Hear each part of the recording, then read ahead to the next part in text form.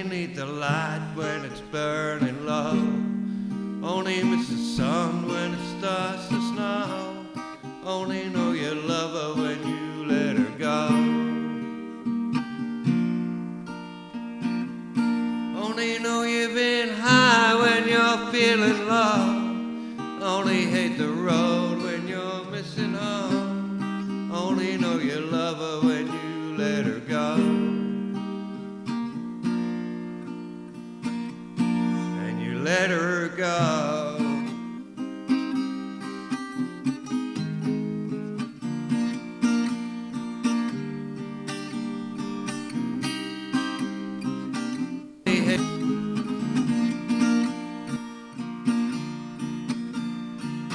Staring at the bottom of your glass, hoping one day you make a dream last. The dreams come slow and they go so fast. Well, you see her when you close your eyes. Maybe one day you'll understand why. 'Cause everything you touch, it surely dies. Well, you only need the light when it's burning low. Only miss the sun when it starts to snow. Only know you love her when you let her go. Only know you've been high when you're feeling low. Only hate the road when you're missing home. Yeah, you let her go.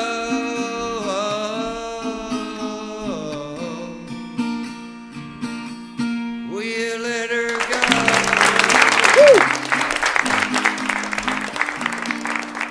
All right, ladies and gentlemen, welcome to episode 635 of Mike at the Night. Today is Monday, the 2nd of February, 2026. We are in 6 weeks in 2026. We're 6 weeks in, and we are halfway through. We're halfway through winter. We are halfway through winter. If you're living in the Northern Hemisphere, the cold will go away, and spring will come. And, okay, guys, comments are moving nicely, and I bid you all good morning, good evening, and good night to wherever you're watching this transmission. Whether you're watching us from your condo in the sky or a camper or cabin in the woods, people of the night, welcome to Mike in the Night. It is 3 a.m. and something is moving you. Oh yeah, it's going to be a great show for you guys tonight, and I appreciate everybody here being here tonight with our little group. Same group for the last 10 years. It's this on this live stream. I mean, same group in the last 10 years. And then, you know what? It's okay. We got each other. We got each other's backs. You know, we got a lot of love here, and we got lots going on here. And this is one of the very few shows where we acknowledge each other. We acknowledge each other in the comments. You could email me. You know what I'm saying? So this is a Mike in the Night, episode 635. I think we are on season 34, episode 6. Yeah, season 34, episode 6. And guys, if you want to join the email list and not miss an episode, it's mikemartins1980@gmail.com. I got a flow of emails from people just asking questions and random things and episode stuff and questions about a video I made. I'm getting tons of activity in the email. I get lots of Instagram messages, Facebook messages, but lately there has been quite a bit of an uptick. So message me and say, hey, Mike, add me to your mail list, and that would be done. And then you don't miss an episode of Mike in the Night. And guys watching, remember that viewer discretion is advised, 21 and older. This show is for entertainment purposes only. Fact check and do your own research. Section 18 U.S. Code 2257. So guys, this is entertainment purposes only. Do your own research. And you know what the funny thing is? We haven't been wrong about almost anything. We haven't been wrong about almost anything. And it's really scary where things are going, where things are headed. I don't even know what to expect anymore, because they're blatantly throwing it in our faces, right? So you could take it, like, depending on how you take this, or how you way you put it, or try to make sense of what's going on. The pattern, right? You could see it in the pattern. Nothing is no longer random. Nothing is random anymore. And everything is always following some sort of a script. And we've been catching that script. And it's like we prophesizing all these things that are happening, but we got a hold of the script, the playbook, right? We've been talking about the playbook for over 15 years now. And you're noticing that crises are not appearing anymore. They're kind of introduced. You noticing that? And then it goes to fear first, confusion second, and then it goes to compliance last. If you guys pay attention to that, you see and then they divide and distract with left versus right, vax versus unvaxxed, landlords versus renter, boomers versus Gen Zs, men versus women. What else? No one ever wins, but the one thing that doesn't argue is the money. If you pay attention, everything's divided, but the money never argues. It just moves, right? And the trust is gone, and we already know this. The trust is gone, and that's dangerous now. And I'm not just talking about trust in governments, it's trusting within each other, trusting one another, trusting your family, co-workers, neighbors. That is gone, right? And government credibility is completely blown. Narrative is media. They're not reporters. They're just there to swing the narratives, right? Experts wrong every time and promoted anyway, right? Remember that? And when the trust collapses, what happens? People just start self-radicalizing is what they do. They start to self-radicalize. And the money trail, right? Housing, money laundering, right? Inflation, stealth tax, high rates, asset transfer, right? High rates equals asset transfers. Debt, modern chain, modern day slavery, right? And savings get punished, of course, and leverage is rewarded. So if you borrow money and they go to negative rates, they'll pay you to take a mortgage out, right? And how do we make a Mike of the Night without a we told you moment? Warnings, they weren't hidden, they were mocked, right? And anyone that was early to the show or warned people were labeled conspiracies, extremists, dangerous. Now it's the mainstream headlines. No apologies, right? Just like that whole one about the vaccine today we talked about. And the illusion of choice comes in, right? Elections don't change policy or direction. They never will, and they're not ever allowed to. Parties rotate, agendas stay. Different faces, same outcomes, right? And you're allowed to vote, but you're not allowed to decide, right? It's all fixed and rigged. And why it's been feeling heavy lately, a lot of people email me about their feeling anxiety, and too many systems are breaking at once around the world. People sense it even if they can't explain it. People are sensing it. And I'm getting those emails from people. I'm sensing something. I don't know what it is, but it's coming down, right? Anxiety is rising because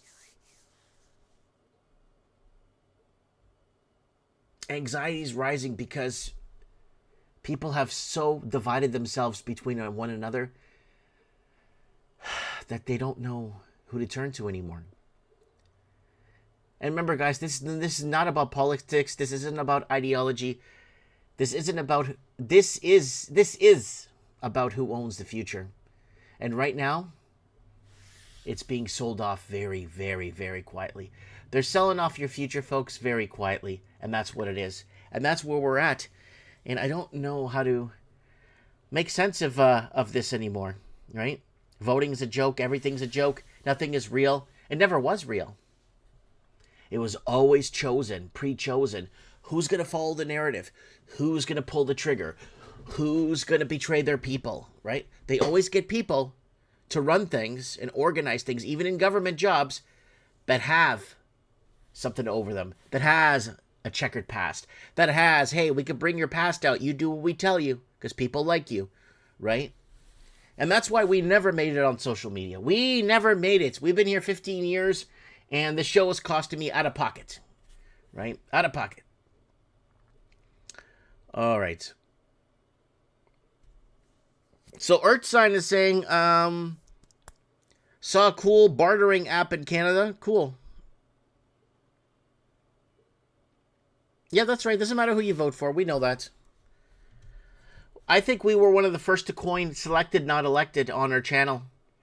In 2013, we were doing a video about government elections, and we're telling people, like, this is all a selection. None of this stuff is real. These people are selected, not elected, right? And I think we coined a lot of things, and now AI is going and doing a deep dive through my channels, and it's telling me, it's like, yeah, it looks like you were the first to say this, and then it was followed by, and then they put someone else's name, another creator, said it 2 years later, or 6 months later, or a week later after you. So a lot of stuff here is homegrown. A lot of stuff here is original. A lot. Right? So...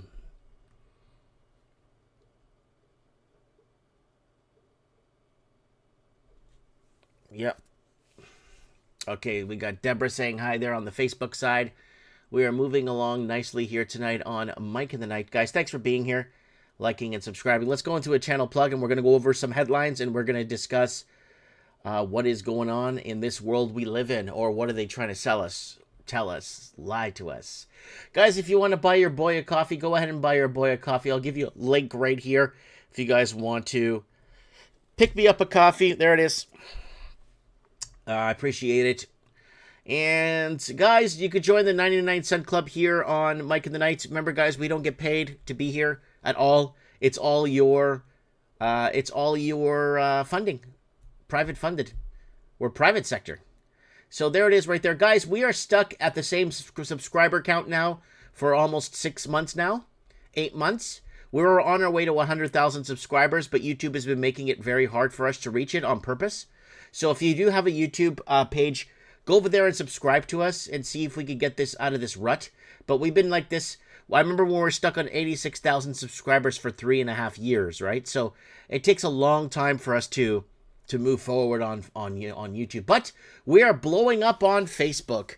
Facebook is blowing up. We are blowing up on Facebook on every end.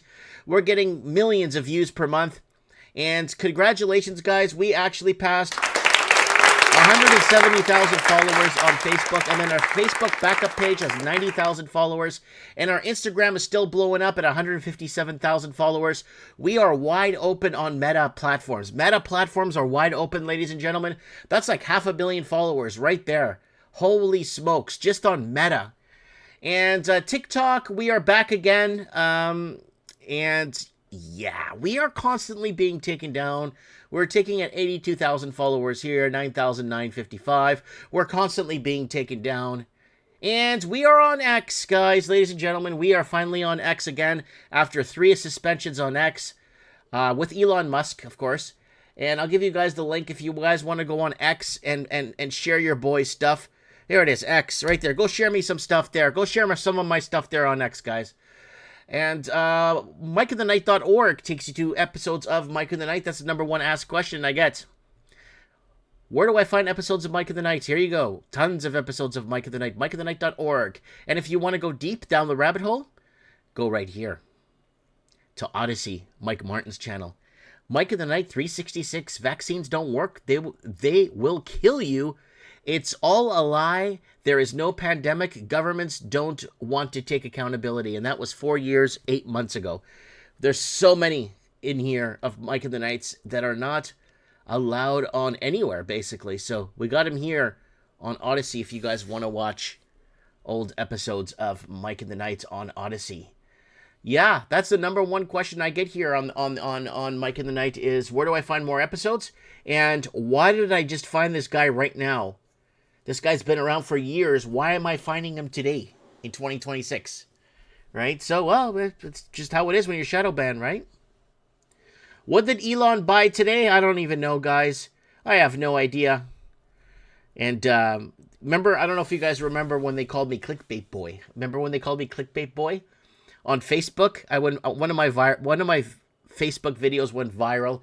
8 months before the falling out of Donald Trump and Elon Musk, I put up a video saying there's going to be a falling out between Elon Musk and Donald Trump, and it's going to be pretty bad.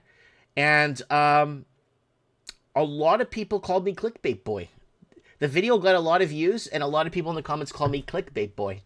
And then 8 months later, there was a falling out between the two. And I also made a video before that Elon Musk is going to become more dangerous than Bill Gates. Watch that video. It's up too. I think 50 people watched the video, but still, it's up.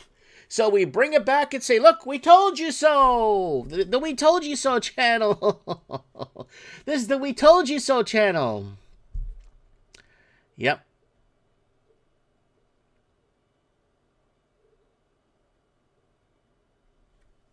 Yeah. All right. All right, what else is here?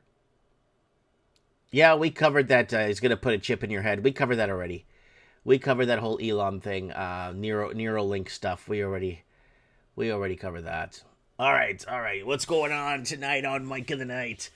All right, let's go over some headlines, guys, and let's get some callers on and discuss, what is going on, and, the whole 9 yards. And all right, let's get to some headlines here. Gold price tumbles after Trump names pick to lead U.S. Federal Reserve. Apparently, Trump picked someone to lead the Federal Reserve, and then I saw Mark Carney in there saying that was a good choice, good work. So Trump made a mistake. I don't know what he did, but don't take sides. We always tell you, don't take sides, because you look like an ass in the end. So it's like Trump's first administration, he's surrounding himself with questionable people. Now this Fed guy, I don't have to look at him. I don't even have to see what he looks like. But when Mark Carney came in and said, yeah, this guy is good. Thank you. I'm like, oh, shit. They fucked this one up again. All right. And the silver psychological attack, how Friday's crash was engineered demolition. They're comparing it to what happened back in the 80s. And we even covered a Mike in the Night on the early 80s silver crash with the Hunt brothers, if you guys remember. And they're calling it a controlled demolition. The crash did not occur in a vacuum. It followed precise time-tested blueprint for market manipulation. The first step is the creation of a minefield. For years, bullion banks like JP Morgan have built massive short positions in the silver market, effectively betting billions that the price will fall. To protect against catastrophic losses, these same entities and their allies encouraged a culture of speculative paper trading. Again, paper versus physical. These big guys don't have any physical. They only trade paper. And paper's garbage. We made paper versus silver videos for you guys 10 years ago. Silver manipulated again. The truth behind the worst day since 1980. And it goes into the silver markets and what happened. And there's your securities, Morgan Stanley, JP Morgan, and ADM. And they short the stock. And there's a silver short right there. So they made billions shorting silver. Perfectly timed exit, and JP Morgan wins. Again, it's all fixed. All of this stuff is rigged.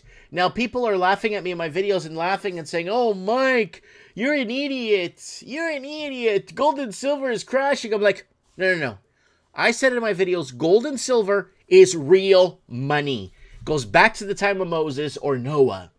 Why do you think we had the great flood with Noah? Because of gold and silver. All right? So, gold and silver is real money. I don't care what JP Morgan does or what these losers do. You're not going to change the fact that gold and silver is real, right?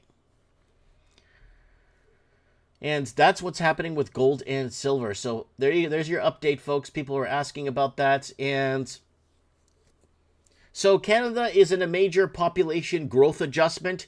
So Canada right now is, its population is going to be going down. I don't believe what they say here that there's 45 million or 40 million people living in Canada. I don't believe it. I think it's complete bullshit. I think there's about 22 million people, if that. Yeah. If that. There's not all, oh, look at the highways, they're packed. Yeah, because you're in a concentrated area where everybody is. But you go outside, there's nobody anymore. So I'm thinking there's 18 to 20 million people in this country, if that. Because the Canadian proper hasn't had kids in years. The Canadian proper hasn't, I don't see, the Canadian proper is disappearing, right? It's all Indians, Pakistani, Chinese, those are having kids. But Canadians, I think there's probably 7, 8 million Canadian, maybe 6 million Canadians left in Canada. Canadian people. Third generation European, I'm talking about. Third generation European. If that. Right? All right. 7 arrested in Mississauga home invasion homicide. Well, guys, I got good news.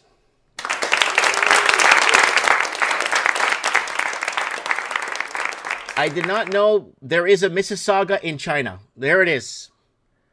There is a Mississauga in China. 7 arrests in Mississauga home invasion homicide. So there is a Mississauga in China. If you guys don't know. Yeah, I remember when Mississauga used to be Italians, Portuguese, Greeks. The people that built it, of course, right? But no, not anymore. These guys are going to fix your town. This guy right here is going to fix your town. And Trump. How best to uproot Colombia's vast cocaine crops. Yeah, it's called burn it to the ground. And Cuba denies security threat accusations as U.S. raises pressure. They're going for Cuba, guys. They're going to go for everything. And Havana says it's ready for constructive engagement with Washington as White House moves to choke off oil supplies. They've been starving Cubans for years. They've been doing this for years. They've been again, embargoes against Cuba. Yep. And Trump deputies approve 65,000 more H-2B visa workers. So they're approving more workers to come into the United States. I don't know why they have enough Americans to do jobs, and enough Americans are unemployed and can't find work. Why are they just bringing in people? I don't understand. You have a population crisis, have more kids. Educate your kids in your ways, in your culture, in your constitution. What are you going to bring in? Like, I don't understand what the hell's going on with that. So let's move on. All right. Epstein! Yeah, we've been talking about Epstein on the show since 2019, if you guys remember on the show. Wildest party on your island. Email drop reveals Elon Musk seeking vacation with Jeffrey Epstein. And newly released documents from the Jeffrey Epstein files show that Tesla and SpaceX CEO, again, that was all government funded and taxpayer funded, because this guy hasn't, yeah. This is all government funded stuff. Elon Musk corresponded with the convicted sex offender in 2012 and 2013, discussing potential visits to Epstein's private island, with Musk asking the disgraced financier, what day and night will be the wildest party on your island? There it is right there. What day and night will be the wildest party on your island? And front page of Canadian News. Front page! Latest Epstein files include more mentions of Trump and other powerful men. Why is Canada putting this on their front page? When Canada put the Epstein files on the front page, it was a conspiracy. It's not real. Canada for years say this, this Epstein's not real, this Epstein's this, because Justin Trudeau and all these people may be involved with this, right? They all may be involved with this. But here's the thing. Now that Trump's fingerprints are on it, guess what? It makes front page. And Canada for years, it's conspiracy. The Biden, the Hunter Biden laptop. Oh, that's fake. It's a conspiracy. That never happened. Epstein. Oh my God, that's all fake. Oh my God, it's all fake. Yeah. Now, you mentioned Trump. This stuff's real. This is real in Canada.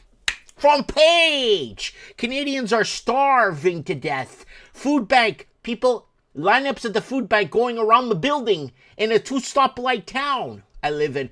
2 stoplights. They're not hiring Canadians. But this makes the front page. The Epstein. But before, it was a conspiracy theory in Canada. Now this piece of shit CBC, Canadians Broadcasting crap. Fucking Losers. Losers. That's what it is. Losers. They keep flip-flopping everywhere. Right? All right. All right. Okay. All right. I'm just reading your comments here, guys.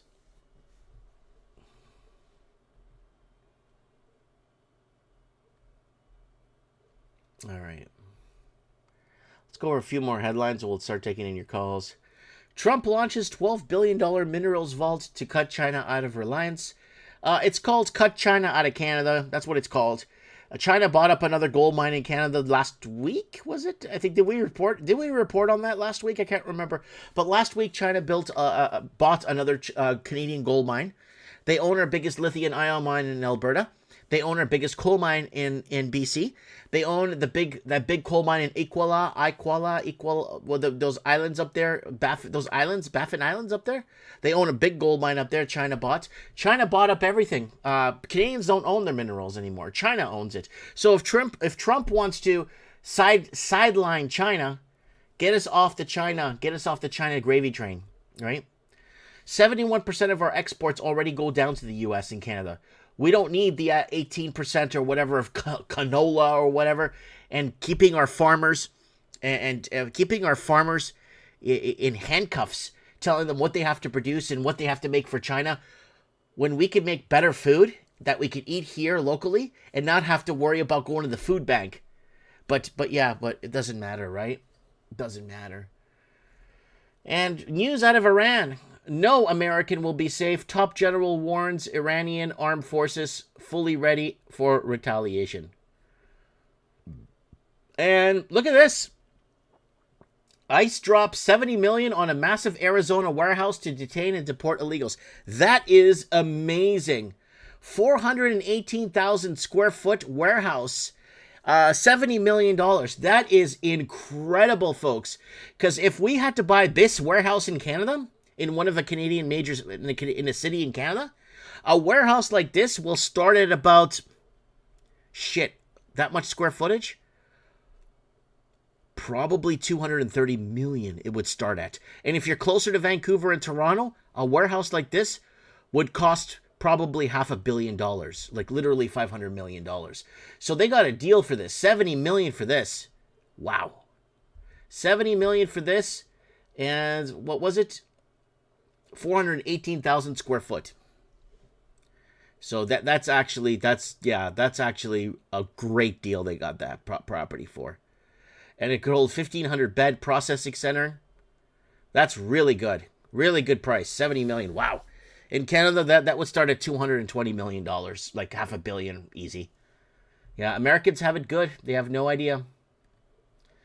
And Trump-aligned Japanese PM Takanashi poised with big landslide victory in next week's snap elections will embolden her to pursue right-wing policies. No, it's not called right-wing policies. It's called bringing back the sanity, bringing back the normality, kicking out the people that came in through open borders. You want to go live in Japan? You're Japanese, okay? And you have a problem with that? Get out. Go, abide by their culture, abide by their language, listen, follow, and be grateful you're allowed in their country, right? That's how it works.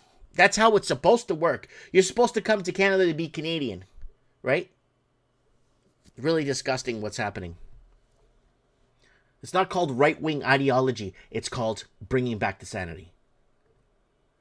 And France protesters tear up EU flag during March for Frexit. So Frexit is back. If you guys remember back in 2017, 2018, Frexit was there. Macron out. Yellow vest protests going for 76, 80 weeks. And then they pulled the trigger on a pandemic. But now the protesting is back and protesters want out of the EU.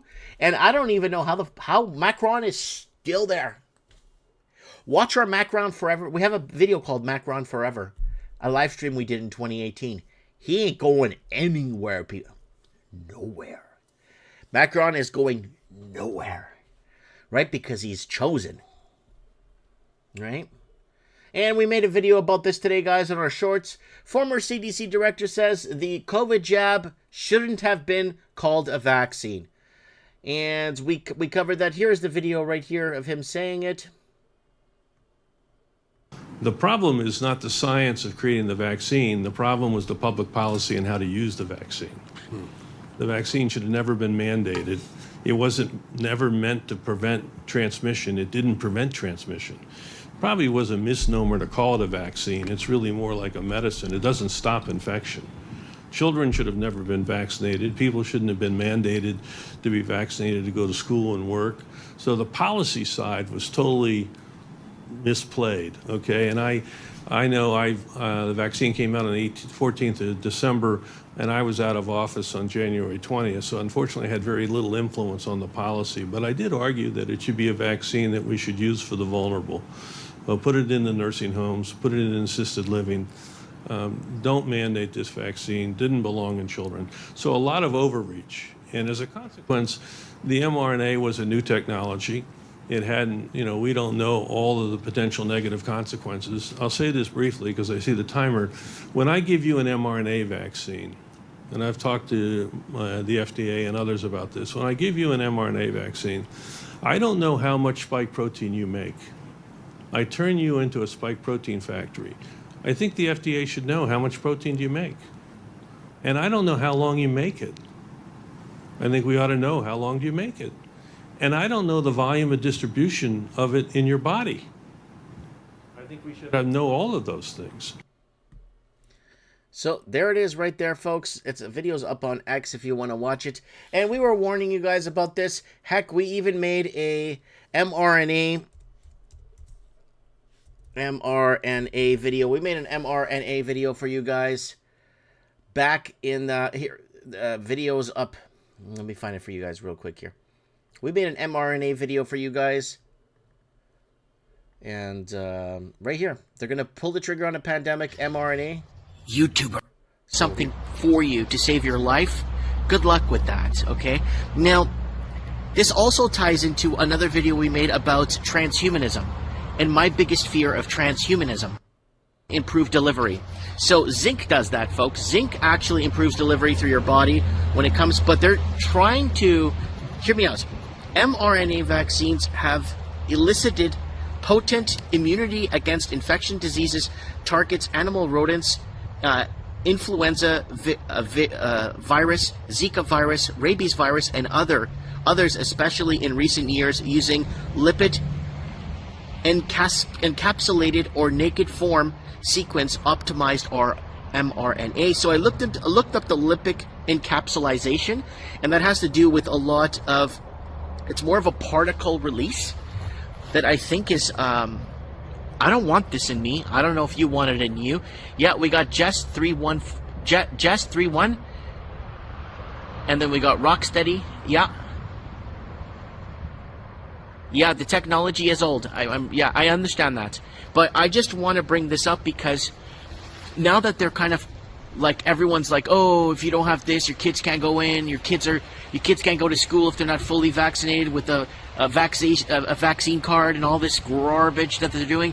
That's what I'm afraid of. So Moderna is. So that's 2018 live stream we did that was taken down in 2019 for 2020 for medical misinformation. We got it back up a few months back just for you guys to see it. And that's it. And I was worried about my son's vaccine card and why does my son have to take 1 million vaccines to be able to go to school. It was really concerning what they were doing and what they were forcing children to get into. Or if they wanted to be allowed to go to school or high school, they need to fill out this card. So they're not going to be, my kids aren't taking this. That was 2018. We were warning you guys about that. I was very concerned about my children's health and why they demanded my kids to take this shit, right?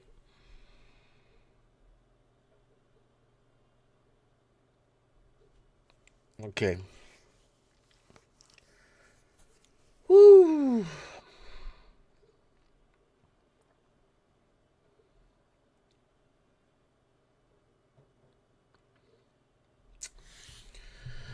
All right. Okay, guys. All right, let's check our mail and see if anyone's picked us up a coffee. No. Nobody. All right. No worries, guys. I like to thank people if they purchase us a coffee. So we got someone watching us from Niagara Falls, aka Refugee Falls.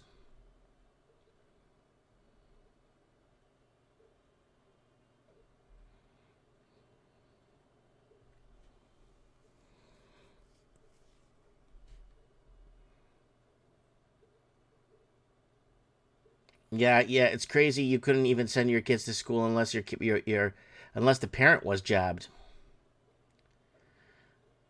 Thank you, Mike. Stephen Williams, thank you.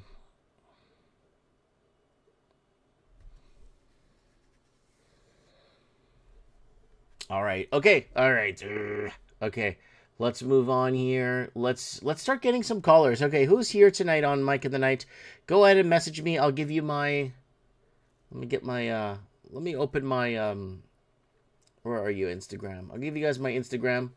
If you guys want to call into the show, you're more than welcome to make a. Just send me a quick message on Instagram, and I'll go into my requests, and then I'll go ahead and approve you guys. And then you can call into the show. There it is. Instagram. There it is. Mike Martins. Go ahead and add me on Instagram. I'm going to go to requests here. No requests here for tonight's show. Let's go into... People are sending me messages, but no one's...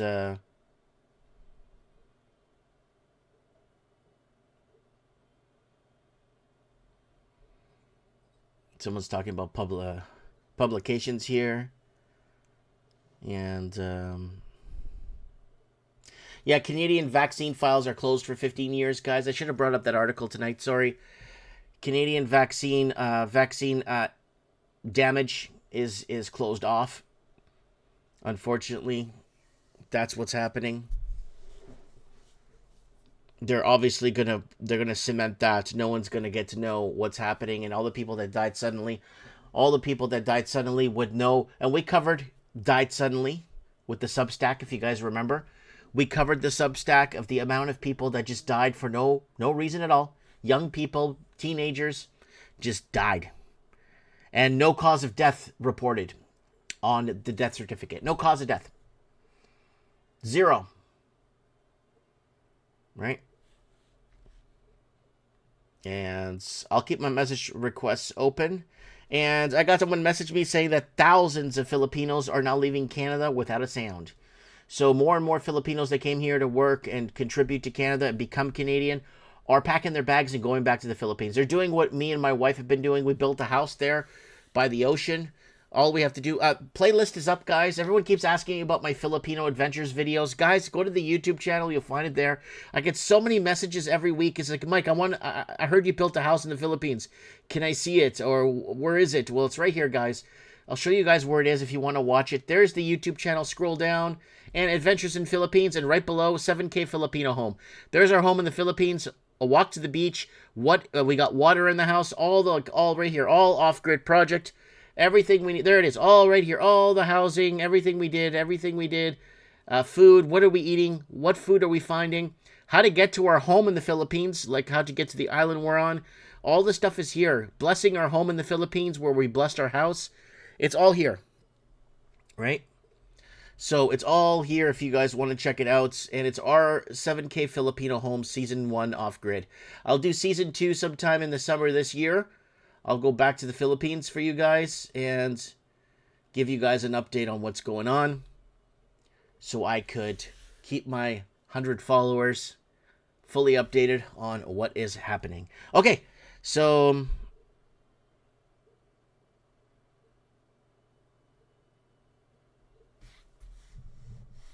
Okay, let's move on here. Let's see if anybody wants to message me here. I got emails I could address for you guys. I got lots of emails I could address. Email from Northern Paycheck messaged me, Mike, why does it feel like no matter who wins elections, the cost of living keeps going up and regular people never get relief? Well, because elections aren't real and they never were real. It's a show, and it's basically a show is what it is. It's a big show that are basically misinforming people and following and going forward with the narratives, right? And sleeplessness in Toronto emailed me to say, is it just me, or did we completely collapse after 2020? I don't believe government, media, or experts anymore, and neither do my friends. Yeah, again, there's no more trust in anything. 2020 was when they had to pull the trigger on the pandemic. Before that, it was already collapsing left, right, and center economically. And our answer to this, to them fixing this economically, was they're going to have to pull the trigger on a pandemic. Video's up if you want to watch it from 2018 and 2019. They're going to have to pull the trigger on a pandemic to shut it down. And then we have another one here. Viewer, there's another one here from my emails. From Population Math Guy, says, Mike, that's a cool name, Population Math Guy. Mike, in your China population video, you challenged the official numbers. If the historical math doesn't add up, what does that mean for global overpopulation claims? Well, it means we're not useless eaters, and there isn't enough of us on Earth that they want us to believe there is. And an overpopulation, they're lying. They're lying about everything.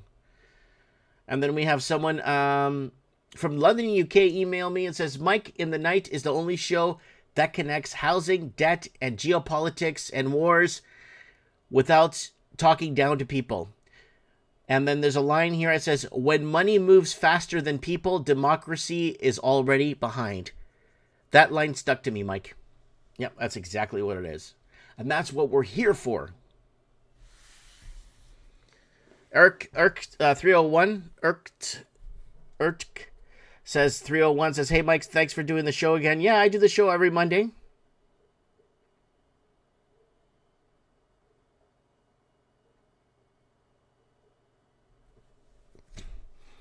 Yeah.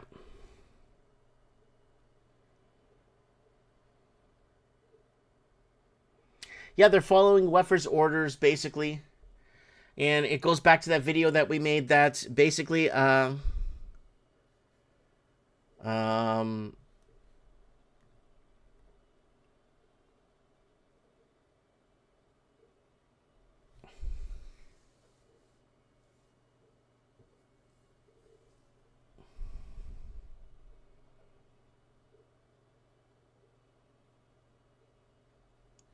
if anybody wants to send me a message, I will check in my requests.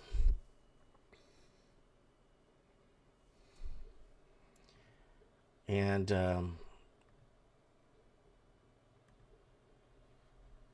if we don't, we could just wrap up. We did the headlines. Who is it here?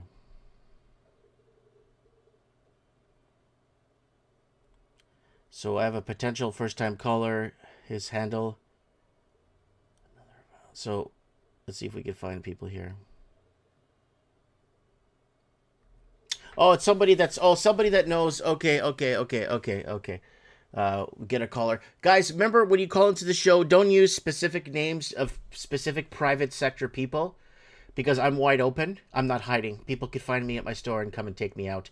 So this gentleman wants to call in and talk about gangs. So maybe if we don't mention what gang, because I don't want it, because I'm open. So that's the problem here, right? I have no backing, right? So I'm kind of on my own. So,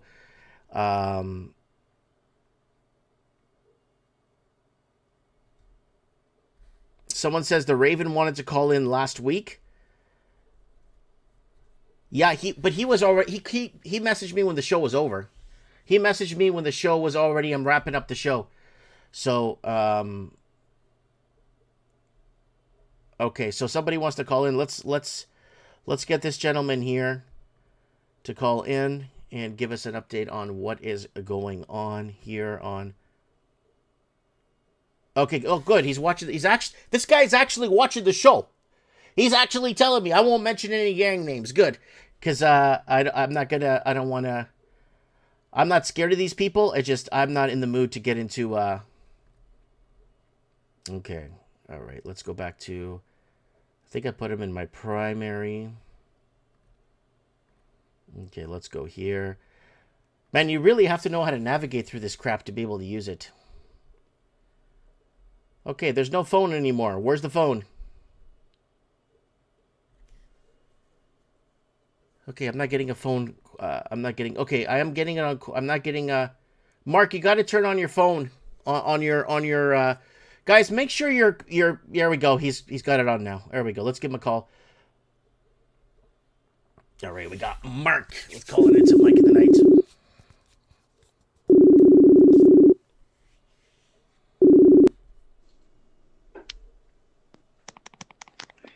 Hey, Mike, can you hear me? Yeah, brother, how you doing? Ladies and gentlemen, we have a first-time caller on the show. His name is Mark. Thanks for being here tonight on Mike in the Night.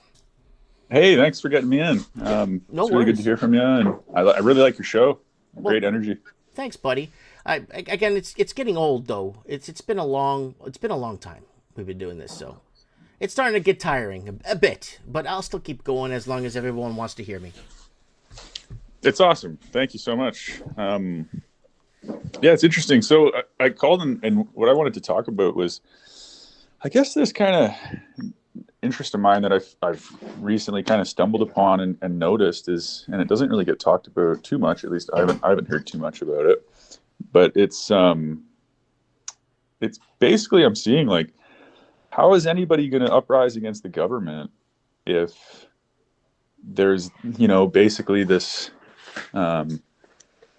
this kind of underbelly gang opportunity happening all over Canada? And these politicians, are they being influenced by the gangs? I think so. You know who's influencing what gang? What is the Chinese gangs have been running deep in Canada through bringing in the fentanyl and muscling the fentanyl through Canada and protecting the fentanyl interests for Chinese. And the money laundering, and then the money laundering from, we covered this back in 2016 and 2015, where the Chinese will take the proceeds from the fentanyl and actually put it into real estate and buy a bunch of homes and leave them empty. So one big gang problem we do have is this underground Chinese gang that's controlling the fentanyl trade for China and making sure CCP interests are in line.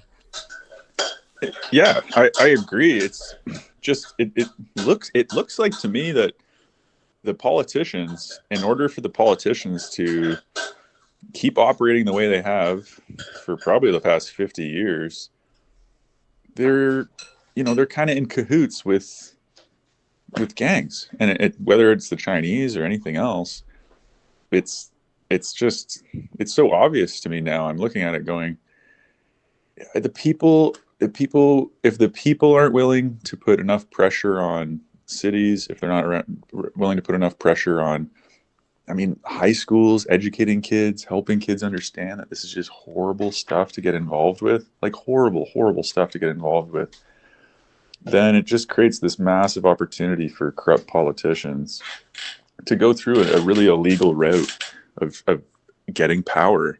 And it's so sad. It's so ridiculous. It's just the most ridiculous thing I can think of. But the gang influence, what if I told you, Steve? What if I told you this?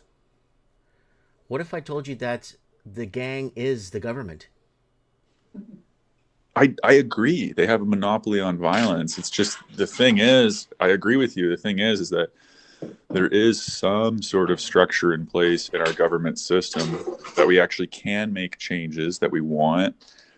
But with the gangs, you have nothing. You have nothing. They have complete, total power. So you're saying gangs. Are you talking about swing election gangs, fentanyl gangs? Are we talking about we have some dirt on you and you do what we tell you gang, extortion? What kind of angle are we looking at here? Yeah, exactly. Exactly all those things. So you've got a town, let's say you've got a town in Ontario and it's run by particular gangs, not massive gangs, but those gangs I'm saying what they're doing is they're working with the government, and it's kind of hush hush. The cops are like, hey, don't bother that gang because that gang, they're doing illegal things, we know, but they're stable right now. We don't want to go around busting everyone. We don't want to have an operation on this. And the reason is because it keeps everyone all fucked up. Everyone addicted to fucking prostitutes, going to see strippers, Meth. getting all hooked on drugs. And it's just, the government, they're okay with it. And that's what I'm saying is it's like it prevents us from actually using the democratic system that is available. Even though we know that system's rigged in a lot of ways, it's like we can't even uprise against it because basically the gangs are operating and just fucking with people's lives. And I think the politics are like playing the advantage to it. They don't have any sort of game plan on getting rid of it. Otherwise, they'd educate kids in high school very thoroughly on how psychologically damaging this is to an individual, how horrible it is for families. But they don't go into it. It's like people are sitting there in gym class, and it's good. It's good to do that. But I had no education in this. None of my friends had education in this. And then you got Hollywood making Sons of Anarchy or Sopranos TV shows, and it's like, hey, it's kind of cool. You can get away with it, and you can. It looks like you can. It depends who you are, because there's a lot of gangs out there. Like if you have a homegrown Canadian, European gang nowadays, they won't let that fly. They'll shut that down real quick in a heartbeat. If it's a Chinese gang, maybe a Vietnamese gang, you know who's taking over Alberta? No, who? The Somalian gangs. Yep. The Hells Angels don't even want to deal with them. I'm not joking. Yeah, like it's just it to me it's just pretty obvious. How do you get the power out of the hands of these kind of people? But the question I think we should be asking is, are we allowed to take the power out of these people? Because all these people, this is all this pyramid scheme of favors and favors back and forth, and you get me this, you get me that, you steal those ballots, those mail-in ballots, go do this, go to that warehouse, do that, set this on fire. They got this. Yeah, they do have a ring going on, a big one. Yeah, and it's to basically destroy the Canadian proper or the European expansion that came here to build this country. It's basically to get rid of us. That's what they want to do. Yeah, it's just it's so crazy, and I guess I'm flabbergasted by it more and more. But it's the argument on legalization of drugs.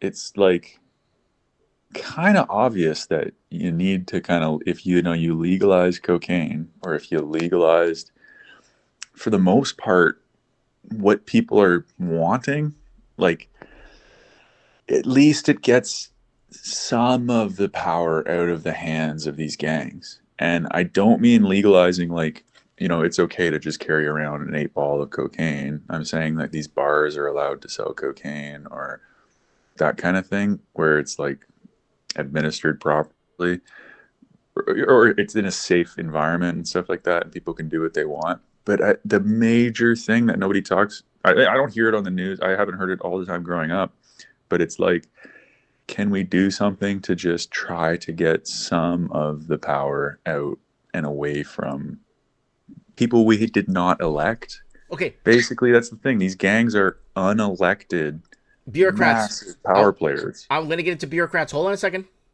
Hold your thoughts, please. Yeah. Bureaucrats. Now, big gang. Let's talk about the big gang I've been talking about for a while now. Let's look at MAID, assisted suicide in Canada. You've got your frontliner, you look up MAID organization, MAID, assisted suicide in Canada. You see a whitewashed Canadian in the front. But then you go look at the MAID employees, or the people approving MAID, and the people killing Canadians, and the people wanting this, and the chairmen of the board, the gang that wasn't elected. It's all Chinese, Indians, Pakistanis. There's not a single Canadian on that board that's forcing Canadians to be killed by assisted suicide. That's the gang. Right. And like, so but how is the focus so like the focus is so like large, like, yeah, it's China, it's like a foreign influence kind of gang. I agree with you. Like, you that's go to there the chairmen for of those sure. boards. You were talking about the bureaucrats that didn't get elected, right? But no, I'm saying there's the bureaucrats, but then I'm talking about Like literally, there is people in Canada who are gang operators. Yes. They're high up in the gangs. Yes, organized crime. Nobody Yes. voted them in. The community wasn't like, hey, okay, they're going to take a big vote for this gang. It's like, those motherfuckers, they just took it. Yeah, I And what I'm understand. saying But the is bureaucrats no one- just took it too, brother. The bureaucrats I agree. Yeah. I agree. And I'm saying that it's just strange that no one talk. It's just strange to me. Nobody goes, oh yeah. So democracy is okay, but you've also got these other massive power players in our society, and they operate completely fucking freely and in total violence, and they're working in cahoots with the government so that people can never uprise. It's like we're talking about the middle class, protect the middle class, care about the middle class. I agree with it, but it's kind of like between the high class and the low class, there's almost this growing influence of, gangs. And I think it's going to keep growing. It will. Whether it's just local little gangs or No. We're going to see international door-to-door gangs. looting, and there's nothing the police could do about it. We've been prophesizing door-to-door looting in Canada will be a normal thing, and there's nothing you could do about it. And the police will do nothing about it. Can we talk about another gang? I got another gang. Yeah. You know the migrant centers in Canada that bring in migration from India, that brought in 4 million people from India since 2020? Yeah. Now, if you look at the bureaucrats on that board, or the people that approved it and all that, there's not a single Canadian person on that board. It's all, again, Chinese, Indians, Pakistani, Somalians. There's not a single Canadian that's voting for this that's supposed to be on that board. There's no representation for Canadian people. But there's people say, well, my papers say I'm Canadian now. I don't give a shit. I have a Corvette outside, and my ownership says Corvette. I'm not going to go say I own a Dodge Caravan because I think my Dodge Caravan is a Corvette, or vice versa. I don't give a shit what your paper says. It's who these people are. These people are not Canadian, and this is what's destroying Canada. I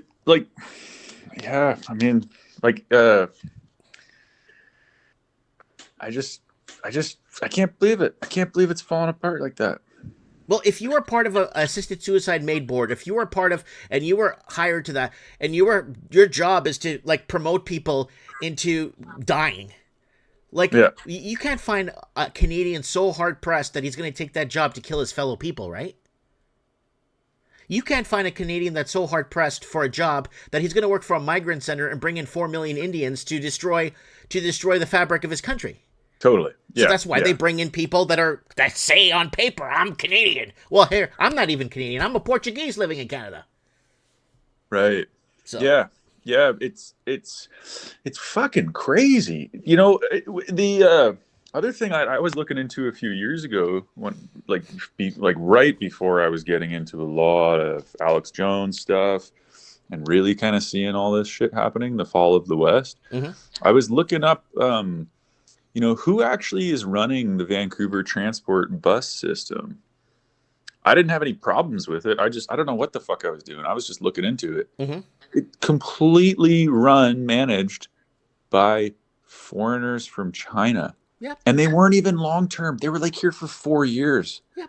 And then all of a sudden you've got these Chinese, they're running the entire bus transit system, and they're probably looking at the politics going, oh, by the way, if you fuck with us here, oh, we're going to fuck your transport system for good.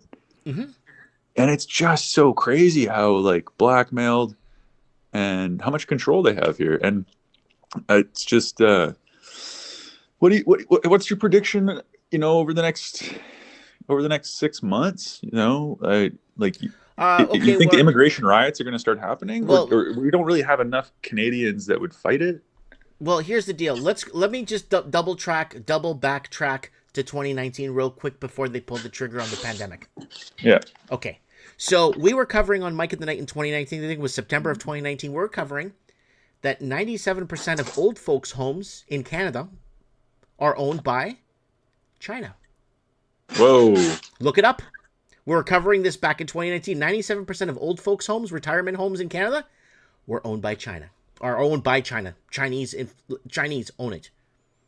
Whoa. Yep. Look it up. Yep. So we sold our grandparents to Chinese people. You could look it up. We were covering this in 2019. I was so angry when I saw that. It's like, really? We can't have Canadian private ownership in our own country? You gotta be kidding me. So basically, yeah, we are okay. Now let's fast forward to 6 months. Here it is. Are you ready for this? My first time caller, Mark, are you ready for this? Yeah. Civil unrest. We're going to go back to 2019, the year of the protest, when we were covering on Mike in the Night. The world was protesting, no confidence in government. Summer of 2026 in the Northern Hemisphere, there's going to be protests in Canada, the United States. France is already protesting, protesting Macron out again. In 2017, 2018, they were protesting Macron out in 2017, 2018 with the Yellow Vest movement. Hong Kong, I think you're going to start to see some noise in Hong Kong. You're going to see noise everywhere. Nigeria, you're going to see Lebanon, you're going to see Egypt, you're going to see everyone, Japan. Everyone's going to protest this summer. It's going to be the summer of the protest. I see it happening. There's no other way out of this because everyone's financially broke. They can't keep up with inflation and people can't afford to buy food anymore. It's just, is it, I don't know. Are they just is it gonna turn into anarchy kind of psycho shit like South Africa where all of a sudden it's just gnarly and the government's almost disappeared? Yeah, I don't know about that, but I just see that people are gonna stand up and they're done, right? They're done. And you know what the funny part about this whole thing is? Everyone's protesting against ICE.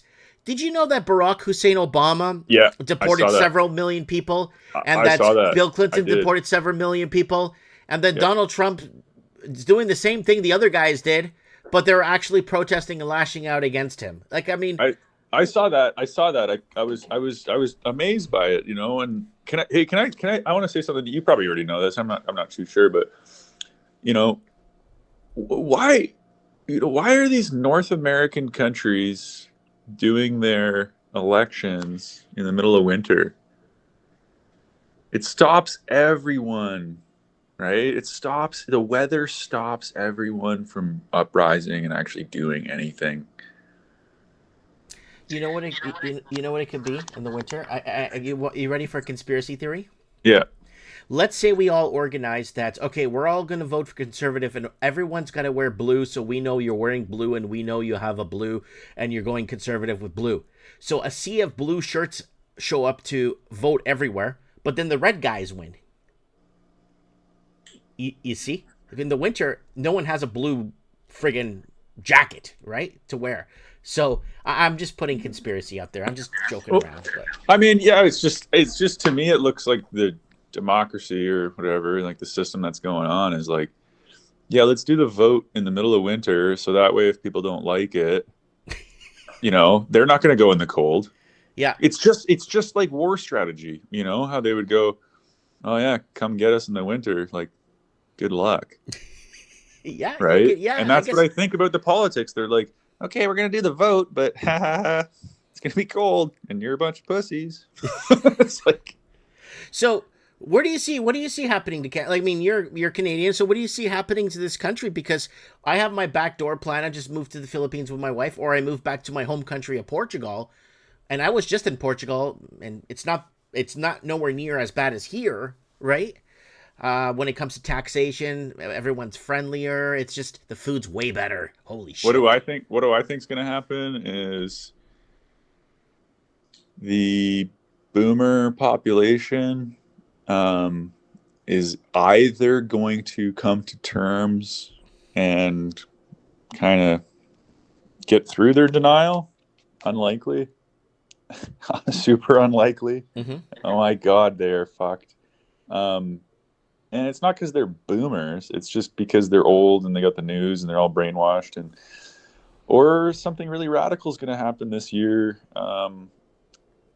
With July 4th, you know, because Trump's doing all those massive events and he's trying to, you know, spread patriotism about North America, about USA and everything like that. And, you know, I was raised in Canada my whole life. I've lived in different countries a little bit.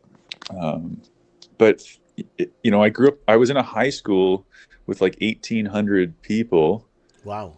And I was in a classroom and every single classroom had 31 students and a kind of a rundown teacher. And it was in a nice city too, Guelph, Ontario. Mm-hmm. And so I'm like, this is, it's fallen apart. Like not half of our school, but most of our school, it was white, and that was whatever. But the other half of the school was like Muslim, and it was jam packed. Mm-hmm. So everyone just got the shittiest fucking education ever, and Well, it was they have to dumb down the curriculum so the other people could catch up, right? The Muslims could catch up, right? Yeah, I guess so. But it's what I think's gonna happen is the boomer generation, this old generation, is gonna be like, hey, like, just getting away from it. But once they're gone, like out of the workforce, there goes all Canadian patriotism, in my opinion. The next generations, Gen X, millennials, they're Canadian, but they're kind of like running off the fumes of what it is to be Canadian and I see how what it you're saying. matters. We are losing what it means to be Canada. Canada. And to me, it's okay. Like I love the Canada thing. What I'm not okay with is like losing the entire Western civilization. Yeah. And good, wholesome families, and really fun subculture. I think out of my whole thing, I want to like, I'm 33. I want to have a house and have kids and have a farm and nobody fuck with me. That would be great. But what I really want in the immediate life is I really want to be able to talk about The Simpsons and have a reference that someone's not scratching their head going, you're not really making any sense. And I'm like, no shit, you're not making any fucking sense. You didn't fucking grow up around here. Yep. You can't relate. You can't talk about Joe Carter's home run in the 1992 World Series with the Blue Jays because they don't have no idea what the hell you're talking about. Exactly. So, and I grew up in this high school with a lot of the Muslims, and honestly, it was just the Muslims just kind of, they were, I don't know. I never got into fights, but people got into fights. Hockey kids got into fights and blah, blah. But it was it's annoying. And it's been annoying through my life to be like, hey, do you know about the movie Kung Pao? People are like, what the fuck are you talking about? I'm like, yep. Jesus no relation. Christ. You can't relate to each other. And it's annoying. It's annoying because, like, I don't want to talk about the main culture. It's like the subculture is so much fun. But it's like every single person's like, yeah, I know who Spider-Man is. And it's like, yeah, cool. But like, fuck, man, like there's got to be way more fun to all this, right?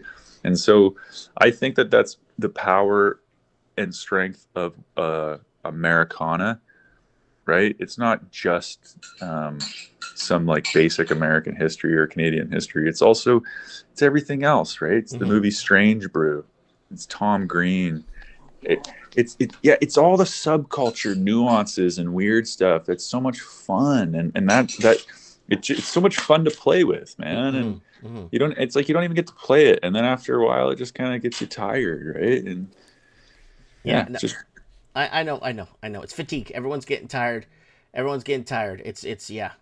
All right, brother. It's your first appearance here on Mike of the Night. Is there anything else you want to add before we let you go? What's going to be fun is if none of us get really hurt and we get to enjoy and our lives, but also let's see what happens. Maybe technology will pull through for us, and maybe we'll make it through to a better life in the next year or so. We'd really never know. So there could be some really good thing coming. So maybe it's not always gonna fall apart, but we got to prepare for the worst, I think. But I don't know. Hopefully, a good change of heart happens in everyone. We'll see what happens. All right, Mark. Thank you so much for being here tonight on Mike of the Nights. We'll get you back on in the next 3 to 4 weeks to update us on what you start reporting to us what you're finding. Okay, brother? Yeah. All right. Thanks. Take care. Good night. Take care. Good night. All right, first-time caller here on Mike of the Night. Opening up with the first-time caller. That's how easy it is to get onto Instagram. That's how easy it is to set it up. You just have to get onto your Instagram, add me, and then refresh your Instagram. Just refresh it, and then it's going to open up a little phone there, and then you can call in, right? Instagram is probably wondering, why is he taking calls from random people? Like the AI is probably looking at the back end of my channel and saying, why is this guy taking random calls from people that he's just adding? It's like, yeah. Anyways, okay, guys. Real Mike Martins, guys, on Instagram. Go ahead and add me. I'm going to put that in the... Oh, let me grab that. Let me open that up for you guys there if you want to add me on there. Great caller, great first time caller, good energy. I love it. All right, let me go here. Oh God, where is it? There's the Instagram there. That's what it looks like. There's a couple of fake ones up there. I'm just gonna give you the link. Go to the link. Add me on Instagram. Just send me a message. I will go ahead and I will approve you and then get you on the show just like the last caller. And you can call in and tell us what today's topics, solutions, and what is going to happen in the next 6 months. Are you prepared for the fallout? Are you prepared for what they have planned for us, right? And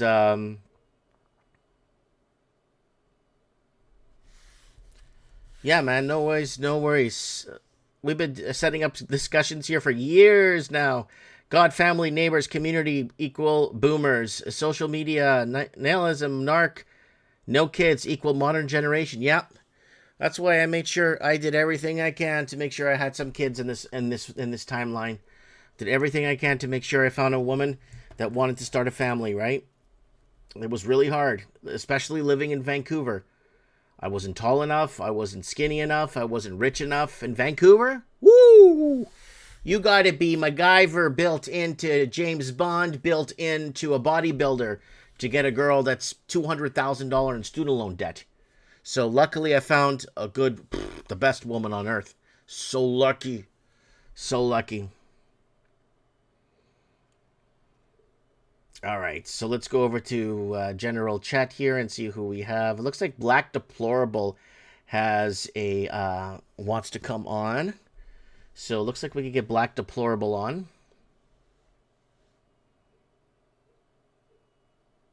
And now let's get Black Deplorable here on Mike of the Night. Guys, don't forget to join our email list. MikeMartins1980@gmail.com. If you guys want to join our email list and don't miss an episode of Mike in the Night, just send me a message saying, add me to your list, and I'll add you. If you don't want to be on the list, just block me. And guys, remember, Mike in the Night is viewer discretion is advised, 21 and older. This show is for entertainment purposes only. Fact check and do your own research. Section 18 U.S. Code 2257. And Black Deplorable is calling in right now. Joining call. Here we go, Black Deplorable. Thanks for coming on, Mike of the Night. Thanks for being here, man. How you doing? I'm okay. How are you? I'm doing good, man. I'm feeling good. I had some queijadas before I went live today. My mom made some Portuguese tarts. Oh, sounds delicious. Yes. Is it loud enough? Can you hear me well? I could hear you perfectly, brother. Oh, great. So, yeah, a lot going on. Minnesota, I don't know if you've been following that much. Oh, yes. Again, it goes back to the whole, what is it, the Somali fraud with the daycares, right? Yeah. Well, let's go back I was listening to a couple of... Well, I just want to go back to my original answer to that. Mm-hmm. Why are these people even allowed to exist in America? That's the number one question first. 90% of them are on welfare, and they don't build anything, they don't ship anything, they don't do anything. So why the hell are these people even allowed to exist there? That was my answer to that.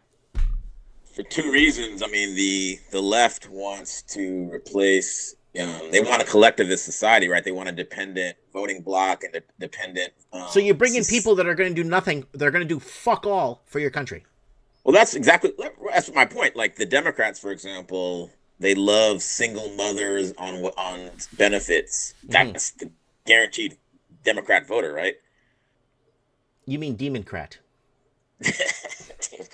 Or any leftist country. Like, you got to check out on Sky Australia, there was a report about a woman in Spain. She works, she's in the far left party, Podemos, yeah.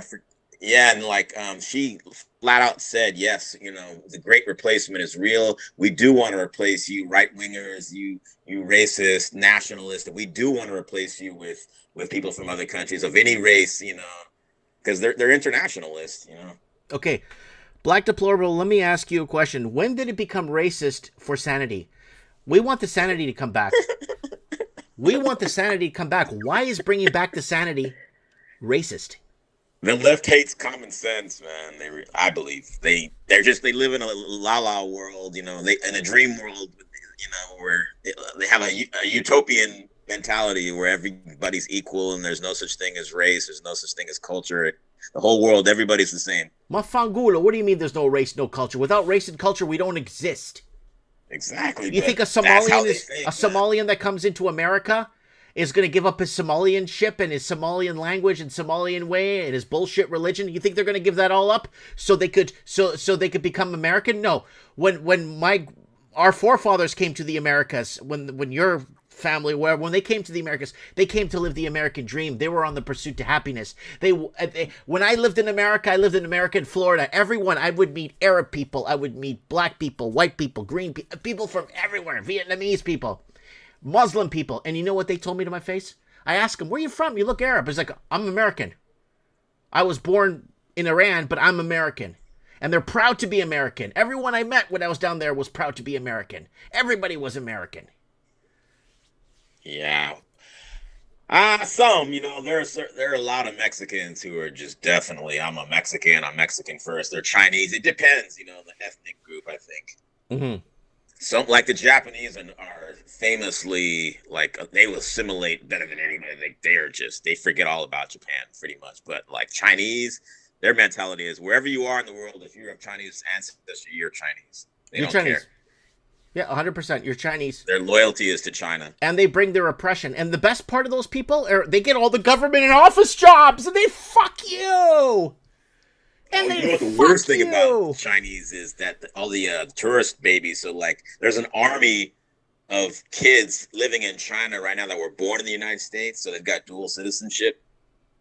And they're going to come here in like 10 when they get, in their 20, 22, you know what I mean? And so, it's like I said, it's like an army, it's like, that's part of their invasion strategy is to just have as many birth tourists, people, this is why Trump is trying to get rid of birthright citizenship. You know what that is? We covered that on the channel 2016, 2017, 2018. We got over 40 videos. So just for any of your international listeners, like in America, the rule is simple. If you're born here, you're a citizen. But Trump that was for the slaves, because back in the 1800s, they were saying that the slaves were not American. And so there was a 14th Amendment that said if you're born here, you're American. But it was meant for the black people. And so now it's been taken advantage of and so Trump's like, we got to get your parents have to be legal, citizens for you to be a citizen. Okay. So let me add to this before we change topics here. Canada in 2016, 2017, 2018, there's multiple videos up on the channel. You can see it on our YouTube channel. Birth tourism for China, you get automatic. You have a child Canada was advertising in China. Come and have your child here. You get all your paperwork. Bring your money over. You're good to go, right? And they were advertising birth tourism in Canada for Chinese. But if you were a Portuguese and you had like that lady that came for her uncle's funeral from Portugal and she was pregnant, they told her at the airport, we don't want you in here. We don't want your people. And if you have this child here, we'll deport you and the baby. Did you know that 704 Portuguese kids that were born in Canada from Portuguese parents were deported back to Portugal and they were born in Canada? So that whole birth tourism is selective. If you're born in Canada, depending on what your background is, it doesn't mean fuck all. They'll deport your ass. So and the people are saying, oh, Trump is deporting American citizens that were born in America. Who gives a shit? Canada did the same thing in 2006, 7, and 8. They deported scores of Portuguese people. They hated us. Yeah.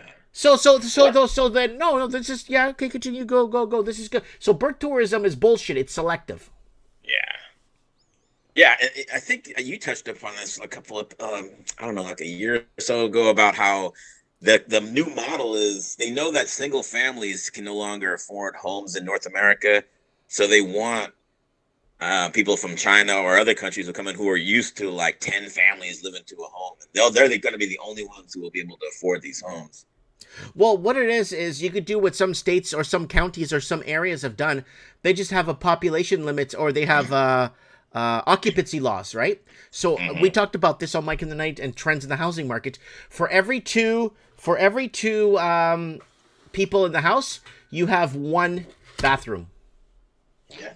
You have 4 people, you have 2 bathrooms. You have 6 people, you have 3 bathrooms. You have 10 people, you need 5 bathrooms in your house.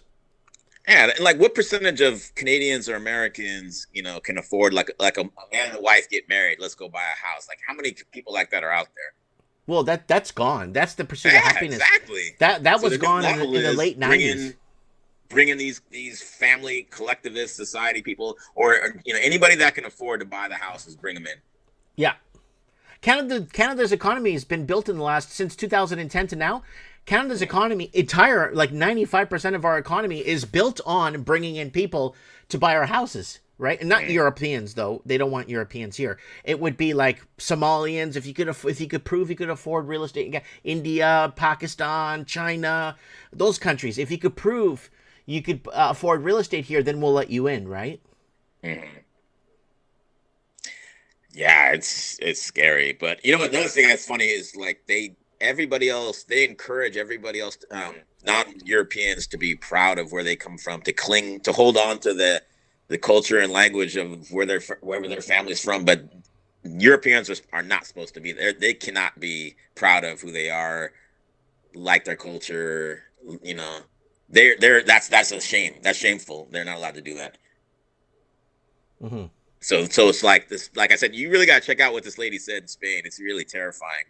But now they're not even trying to hide it. You know what I mean? They used to say that the white replacement was a right wing conspiracy, but now they're saying, yeah, you're right. It is. We are trying to replace you. Get out of here. We want you. We want you dead. We want to get so many, because what they did was they're trying to legalize like hundreds of thousands of Pakistani to fast track them to citizenship so they can vote in the next election. It's insane. And they're saying, yeah, that's what we're doing. It's right. That's what we're doing. I can't believe And there's this. nothing you can do about it. We're going to get a left-wing majority, and right-wing is finished in Spain. Well, they're done. I mean, Spain is finished. Well, I was in Portugal recently. You can see my videos. Portugal looks like it's doing the right thing. And with the new Chega party, they're trying to deport all these people that are not Portuguese. And I think they're even giving an ultimatum. If they don't learn Portuguese in the next 3 to 5 years, they have to go. They're just, you got to go. What are you doing here, right? So. Yeah, we'll see, man, because these globalists are tough, man. Like, they are determined to just wipe Europe off the map, old Europe off the map, and to just replace it with something unrecognizable. And again, like it's an odd alliance between the left and they say they hate multinational corporations, but they want the same thing. They both want open borders for different reasons, but they both want open borders. Mm-hmm. The multinational corporations want cheap labor, right? And the left wants a utopia, a multiracial, multicultural utopia. Mm-hmm. No race, no. I mean, we're all equal. So it's just like, but the people so coming over, they have this alliance going. But why don't they just come and assimilate to become Americans instead of making up this dystopian bullshit that makes no sense? Well, again, it's part of the fantasy of the left. They think we're all just somehow going to meld in the same. I mean, I've been seeing something terrifying in San Francisco lately. Is these veiled Muslim women? I mean, everything except for their eyes, and they've got 5 kids. I didn't used to see that. That's new. And these people are not going to assimilate. These leftists are dreaming if they think these people are going to assimilate. They want nothing to do with the West, Christianity, Western civilization. They want to replace it. Their goal, and they say it themselves. We're going to outbreed you, and in a couple of generations, we're going to take over, period. Mm-hmm. And they're blunt about it, so it's just like, but somehow, like, I don't know what these leftists are thinking. They're not taking this seriously, or I don't know what it is, but they just live in la la land, man. And the greedy, like, say, corporations and the housing industry, they don't care as long as prices, they stay high for their land and for their mm-hmm. their real estate. That's all they care about. Yeah, just pricing out the locals and making it impossible for the locals to have. I think you're referencing my video I made about what if home ownership in the West was impossible to obtain as a form of contraceptive. I don't remember the title of the video, but I do remember you talking about this. This is because I made a video like 2 weeks ago about that, how they used unaffordable real estate to kill as a form of contraceptive, so families won't start, right? I wouldn't put it past him, man. It's just, oh God, it's so bizarre though, man. What's going on all around the world, all the Western countries? It's just there's just a death wish, and it's actually been going on for a while. Because like back in the '70s, I remember that's when there was that population scare out there. All this like Malthusian talk of, oh, you know, the world's gonna have 50 million people by the year 2000, and we're all gonna starve to death. Remember that? Yeah, I remember that. Oh my God! So it's been going on for a long. They've been trying to wipe you guys out for a while to get you to. And then there's all the drugs and the fentanyl. Like I told you, in San Francisco, most of the drug addicts are white kids. You know. Yep. All the homeless people you see are white people. You don't see it's all Canadians. Like in Canada, it's all Canadians. You see homeless. You go to the bank, and everyone in there is Chinese working at the bank, and they don't even speak English when you go in the bank. And then you go outside the bank, and there's 6, 7 homeless Canadian people that speak perfect English and have a high school diploma that could do a better job than the Chinaman working in the bank. And it pisses me off. Yeah, man, it's just they are just determined to wipe you guys off the face of the planet. I don't know. I'm not exactly sure who's behind it. Maybe the Chinese, might be. I'm not exactly sure. I don't understand. I don't even know what to think these days sometimes.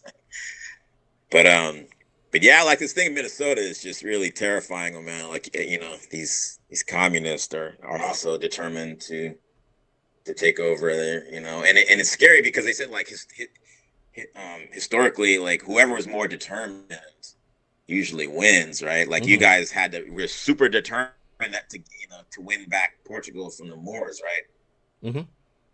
And you know, same thing with Spanish. You know, they wanted, you know, with the Reconquista. Before that, the Muslims were super determined to take over Iberia and go up into Europe.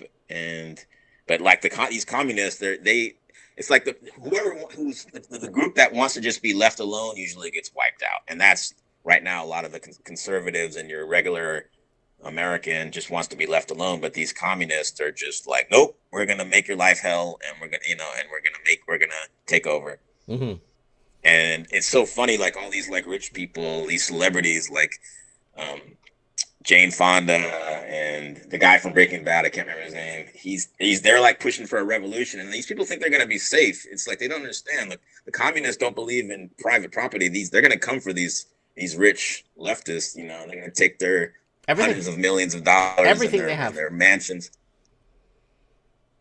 Yeah. And it's just wild, you know, what's going on, you know, and like and it's funny that did you hear about the Somali so the scams, right, all the fraud, worth billions of dollars. And it's so funny the timing, like right after there was a guy named Nick Shirley, he's a YouTuber, and he's the one who exposed this. And it's amazing, this like 23-year-old Mormon kid, he did what nobody else would do. Like he publicized his story, and so now it's, you know, and so this is getting the governor of Minnesota in trouble, and Ileana Moore and all these people. And so all of a sudden there's these riots against ICE. Like 2 weeks later, boom, all of a sudden there's tons of communists being flown into Minnesota to battle with ICE. Yep. It's kind of funny they didn't do it during the Clinton administration when they were deporting more people and the Obama administration. I think Obama deported more people than any other administration that I know exactly. of. So why weren't they doing this during the Obama administration? I do have to give them credit. I think one thing that Trump and ICE has screwed up is they're doing this stuff in the middle of the day. What they need to do is, like they did in the Obama administration, they would show up at like 5 o'clock in the morning and grab people. Yeah. When everybody else is asleep. Yeah, that's the smart way to do Trump it. That's the mistake. Trump is following the Canadian playbook. That video series I put on my YouTube channel before Trump got into office. He's following the Canadian playbook. He'd go to the work areas where these people were working and then grab the workers there, like they did to the Portuguese. They would go to work sites, construction sites, and they go to Portuguese festivals in Toronto. They go to and they would go grab the Portuguese there in broad daylight. And I think Trump is following the Canadian playbook on that one. So. And the vehicle road blitzes are during the day, too. And then they did that. When I was living in Toronto, I get pulled over by the police every 2 hours. Are you Portuguese? Are you allowed in Canada? What are you being here for? Why are you in Canada for? It's like, fuck you, man.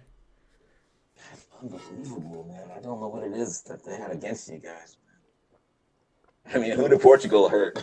Jesus Christ. But yeah, these communists are scary because they have armies of people with nothing to lose. Lots of angry, resentful, drug addicts, mentally ill people. You ever seen these mug shots of the Antifa people that get arrested? Yeah. Oh my God. They look like psychopaths. This is the kind of people I see in San Francisco. I mean, people who are just, their brains have just been destroyed by drugs. I don't know. They've lost 60 IQ points. They're just gone, man. They do so much drugs, their hair turns green and blue. and a metal loop grows out of their nose. But seriously, these people, you see them, you're just like, what happened? It's like they seem like they've been hit in the back of the head with a baseball bat twice, and their brain is just has been destroyed. They're just like zombies. I mean, they seem like, well, fuck it, retarded. You know what I'm saying? They just are dumb and crazy and just, like I said, their brains have been turned to mush, man. There's no coming back. So their Antifa is able to use these people. Did you see there was a guy who sprayed some syringe, some kind of liquid on Ilhan Omar? Did you see that? No, I didn't see that. No. So it was totally staged. Anybody, they staged. Do you know what Ilhan Omar is? Is that the one guy that ended up dying? No, it's a woman. It's she's a Somali-born House member in Congress. Oh, I know who. Yeah, okay, you were saying her name wrong. Yeah. No. We brought her up on Mike of the Night multiple times. I know who Ilhan Omar. I know exactly who you're talking about. She's married to her brother. Yeah, and then she married a white guy, and now they're worth $30 million. I know exactly who you're talking about. I know who. Yeah, I know who Ilhan Omar is. Sorry, you're pronouncing her name different. Yes, yes. So she staged this. They had a press conference, and she got some crazy guy to spray her with vinegar out of a syringe, and then so that she could say, "Oh, look at me! I'm being attacked by crazy white wingers." I saw the clip. I saw what you're talking about. Yes, it was so staged. It was that guy looks like that guy looked like that guy looked like he was acting, like he had no clue what the hell he was doing. But didn't he look retarded also? Yeah, he looked retarded. He looked very severely retarded, actually. And that's the kind of people I'm talking about. That they're using they employed that during the Black Lives Matter riots. Those are some of these people who are out there getting arrested every single day by the cops. You know what I'm saying? These retarded, zombies. Yep. Mindless.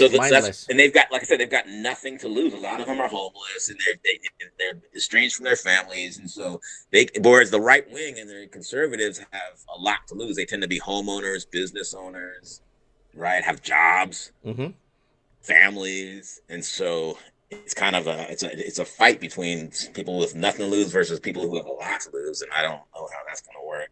And we brought up on years ago, 15 years on this channel, we stole a quote from one of our favorite movies here on Mike of the Night, Fast and Furious 5. When you dominate people with violence, they have nothing to lose. What do they have? They fight back when they got nothing to lose. And when they have nothing, they fight back. And that's from a quote from Fast and Furious 5. Oh, yeah. However, though, I just think a lot of these people have nothing to lose simply because they've taken so many drugs, and they're just lost people, man. They're lost souls. Yeah. Yeah, so that's kind of where I'm really scared, man. These people are everywhere in America, sadly, these days. It's sad. I got Eduardo wants to call in if that's okay. Right, can I say one more thing? So you were talking about how we don't come from monkeys. I would love I totally agree with you. Like it makes no sense. For example, that monkeys have 48 chromosomes. Monkeys and apes and gorillas all have 48 chromosomes. We're not connected to monkeys, period, at all. There's no connection, period. We were put here. That's it. I made multiple videos discussing this. There's no connection for anything on this earth to us. We're too perfect. We are too perfect. There's no evolution or whatever the fuck they want to call it. It's bullshit. We were put here. But I was going to say, one question you can always ask these people, how did we go from 48 chromosomes to 46? Because it's impossible for two species to mate if they don't have the same number of chromosomes. That's correct. So there had to be two people at one point that had 46, two monkeys that all of a sudden were born with 46 chromosomes. And explain that. You can't. Right. No, I understand. It's impossible. Yeah. All right, buddy. Thank you so much for calling in. We'll get you back on as soon as possible, okay? Sounds good. God bless you. God bless you too. All right, guys, that is Black Deplorable here on Mike in the Night. Thanks for joining, calling, liking, and subscribing. Be part of the channel. We got Eduardo says he's got an important message he has here for us on Mike in the Night. You are tuned into episode 635 of Mike in the Night. Thank you for being here, liking, and subscribing, and don't forget to buy us a coffee. Yeah, it's Mike in the Night. All right, let's get Eduardo on the show here.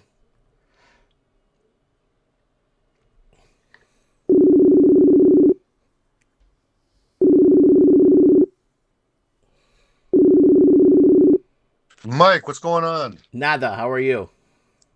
Let's see if I'm switching. Can you hear me now? Yeah, I can hear you now. Have you been watching the show? Yeah, actually, that's why I called in. Is the audio okay? Audio has been good on the show. Okay, because someone was complaining that the audio is not good. The last caller, I think it crackled a bit just when he first started, but after that, it was good. Okay, all right. Eduardo's here on Mike of the Night. He looks great. How you doing, buddy? Oh, man, my hair is bad. Anyways, doing pretty good. I had a knee injection on Thursday. I can't believe how fast that stuff works, man.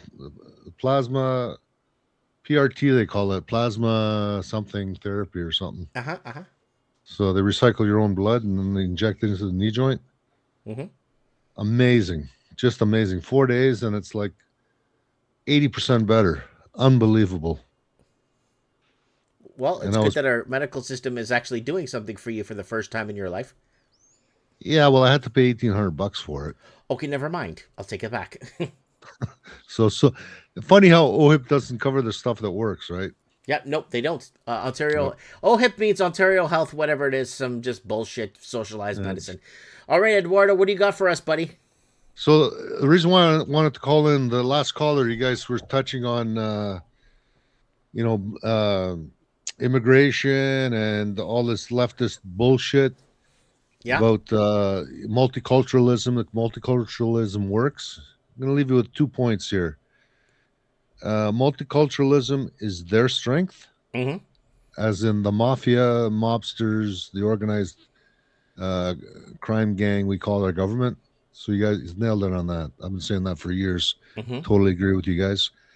Second thing, if multiculturalism were so great, former Yugoslavia, which was just kind of caught south of Austria, east of Italy, southwest of Hungary, Bulgaria, north of Greece, that whole area in there, in the Mediterranean.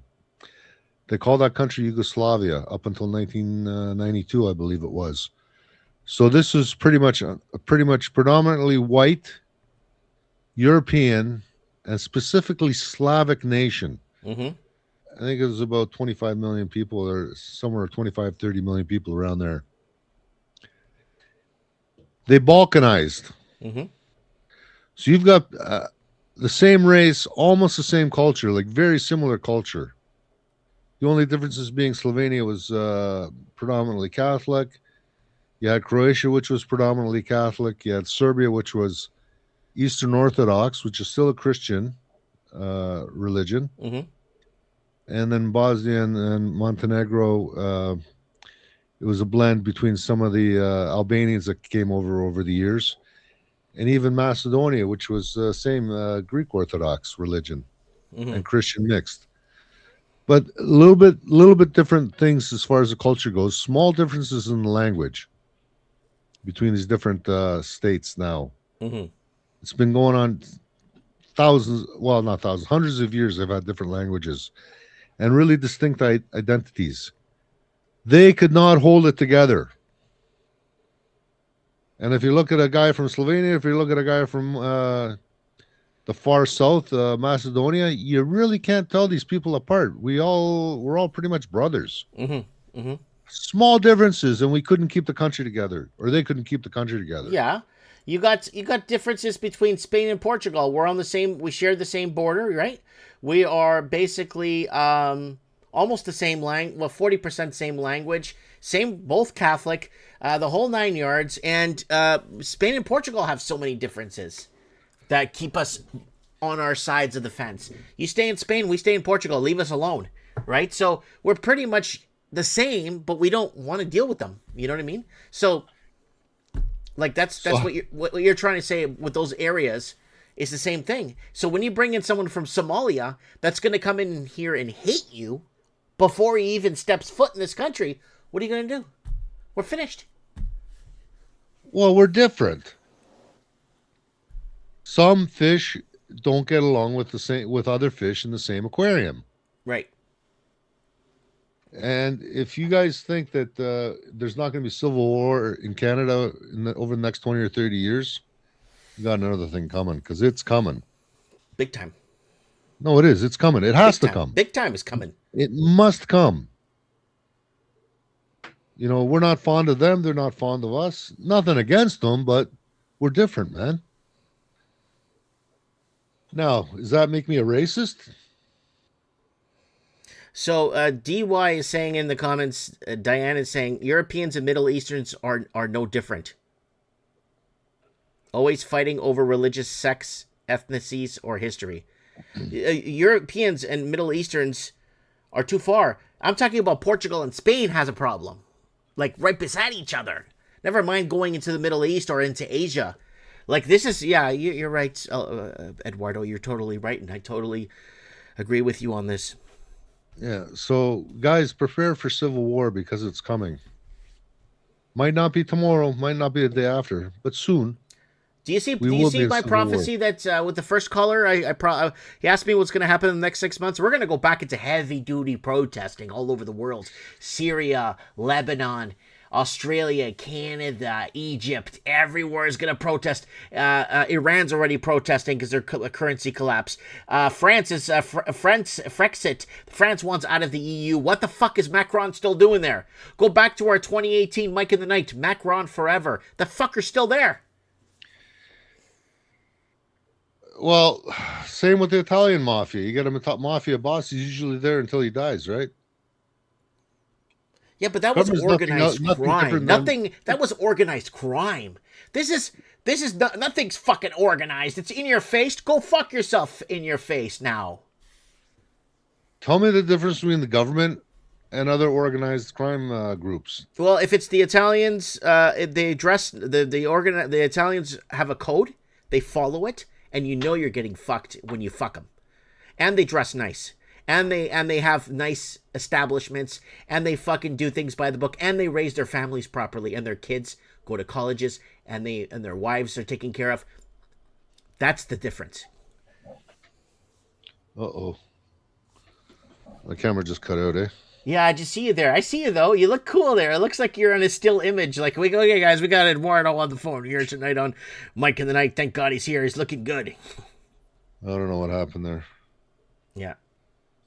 How about now? Oh, I see you now perfectly. Yeah, good. Okay. Bubba wants to make a cameo. All right, Bubba. Say hi, Bubba. Say hi, Bubba. Oh, she's being shy now. Anyways, a quick point. Multiculturalism. It's a recipe for disaster. It is the government or the mobsters' strength, not ours. Mm-hmm. At least they're not lying to us about that. Somebody in Jay is saying on Facebook. Jay on Facebook is saying something here. It's kind of important.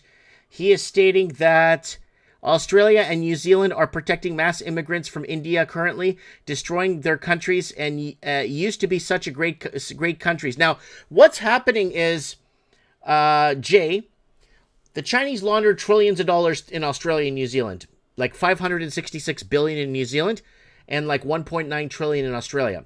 Now, the housing started to go down because the local Australian and New Zealand can't get into their own real estate anymore.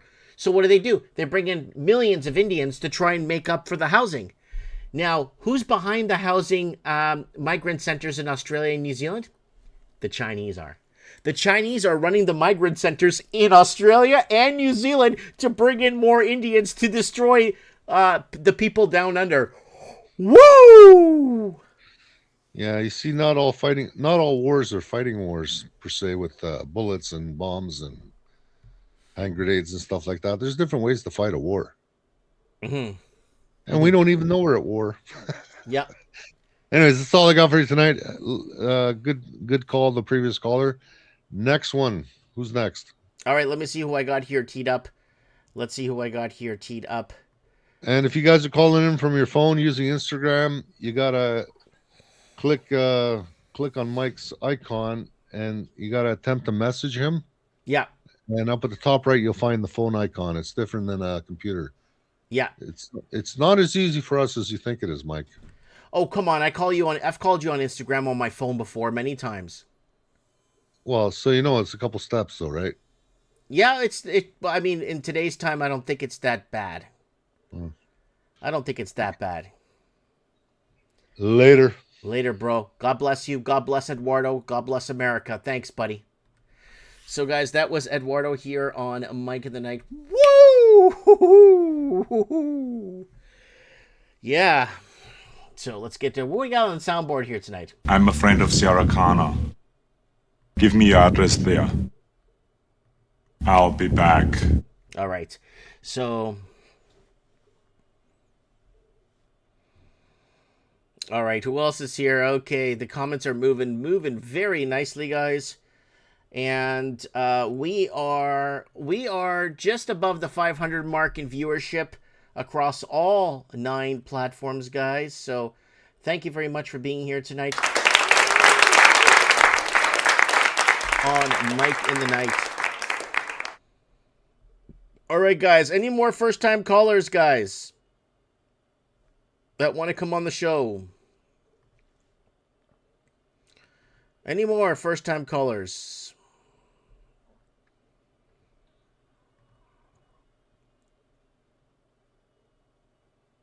All right, Supreme Cannon's here. He's late. He's late to the show. No worries. We got him on the sidelines. Who else do we got here? No hidden requests. So we'll get Supremio Canyon on here on Mike of the Night tonight. Woo! Hoo-hoo-hoo! All right. Ladies and gentlemen, you are tuned into episode 653 of Mike of the Night. Let me just do a quick channel plug, guys. I'm just gonna do a coffee because no one's bought me a coffee tonight. So if you guys want to buy your boy a coffee, here it is, guys. If you want to buy me a coffee, go ahead and do that. Right? We only make a couple of $100 a year doing this. A couple of $100 a year doing this. So if you guys want to support the transmission, just buy me a coffee. I appreciate it very much. And let's check our inbox. And yay! We got John that bought us a coffee tonight. Thank you so much, John, for buying us a coffee tonight on Mike in the Night. Very appreciative, guys. Very, very appreciative. All right, let's get our boy Supremo on 635 here and see what he's got for us.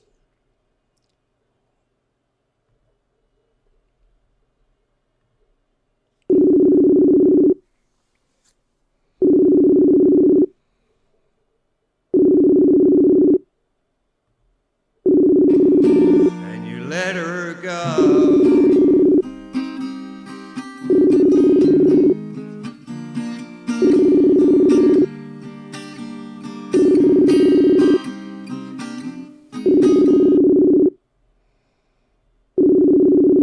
All right, guys, Supreme Cannon is not picking up his phone. He is not picking up his phone. Probably the ringer's off. The other day, my ringer on my Instagram was off, too. Somebody tried calling me, and I didn't hear the phone ring. And I got the ringer off. Okay, who else is here, guys? Who else wants to come on the show and make a difference here on Mike in the Night? I got this guy from South Africa that's been messaging me a billion links to billions of videos from all over the world.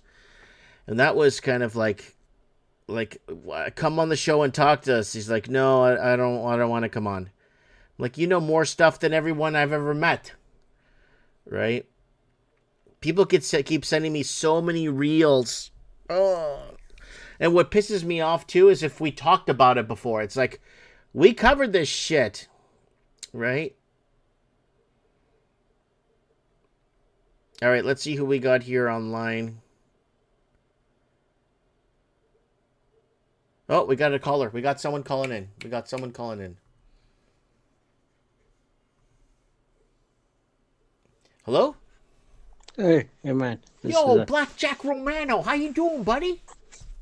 Really good. Good, good. All right, buddy. You're calling in. You got something for us. What do you got? Oh, got a lot of things. Which topic? Yeah.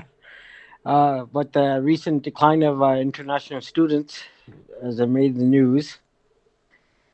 So that's Yeah, that was a money laundering scheme for years in Canada. Just price out the local Canadians so they don't get education.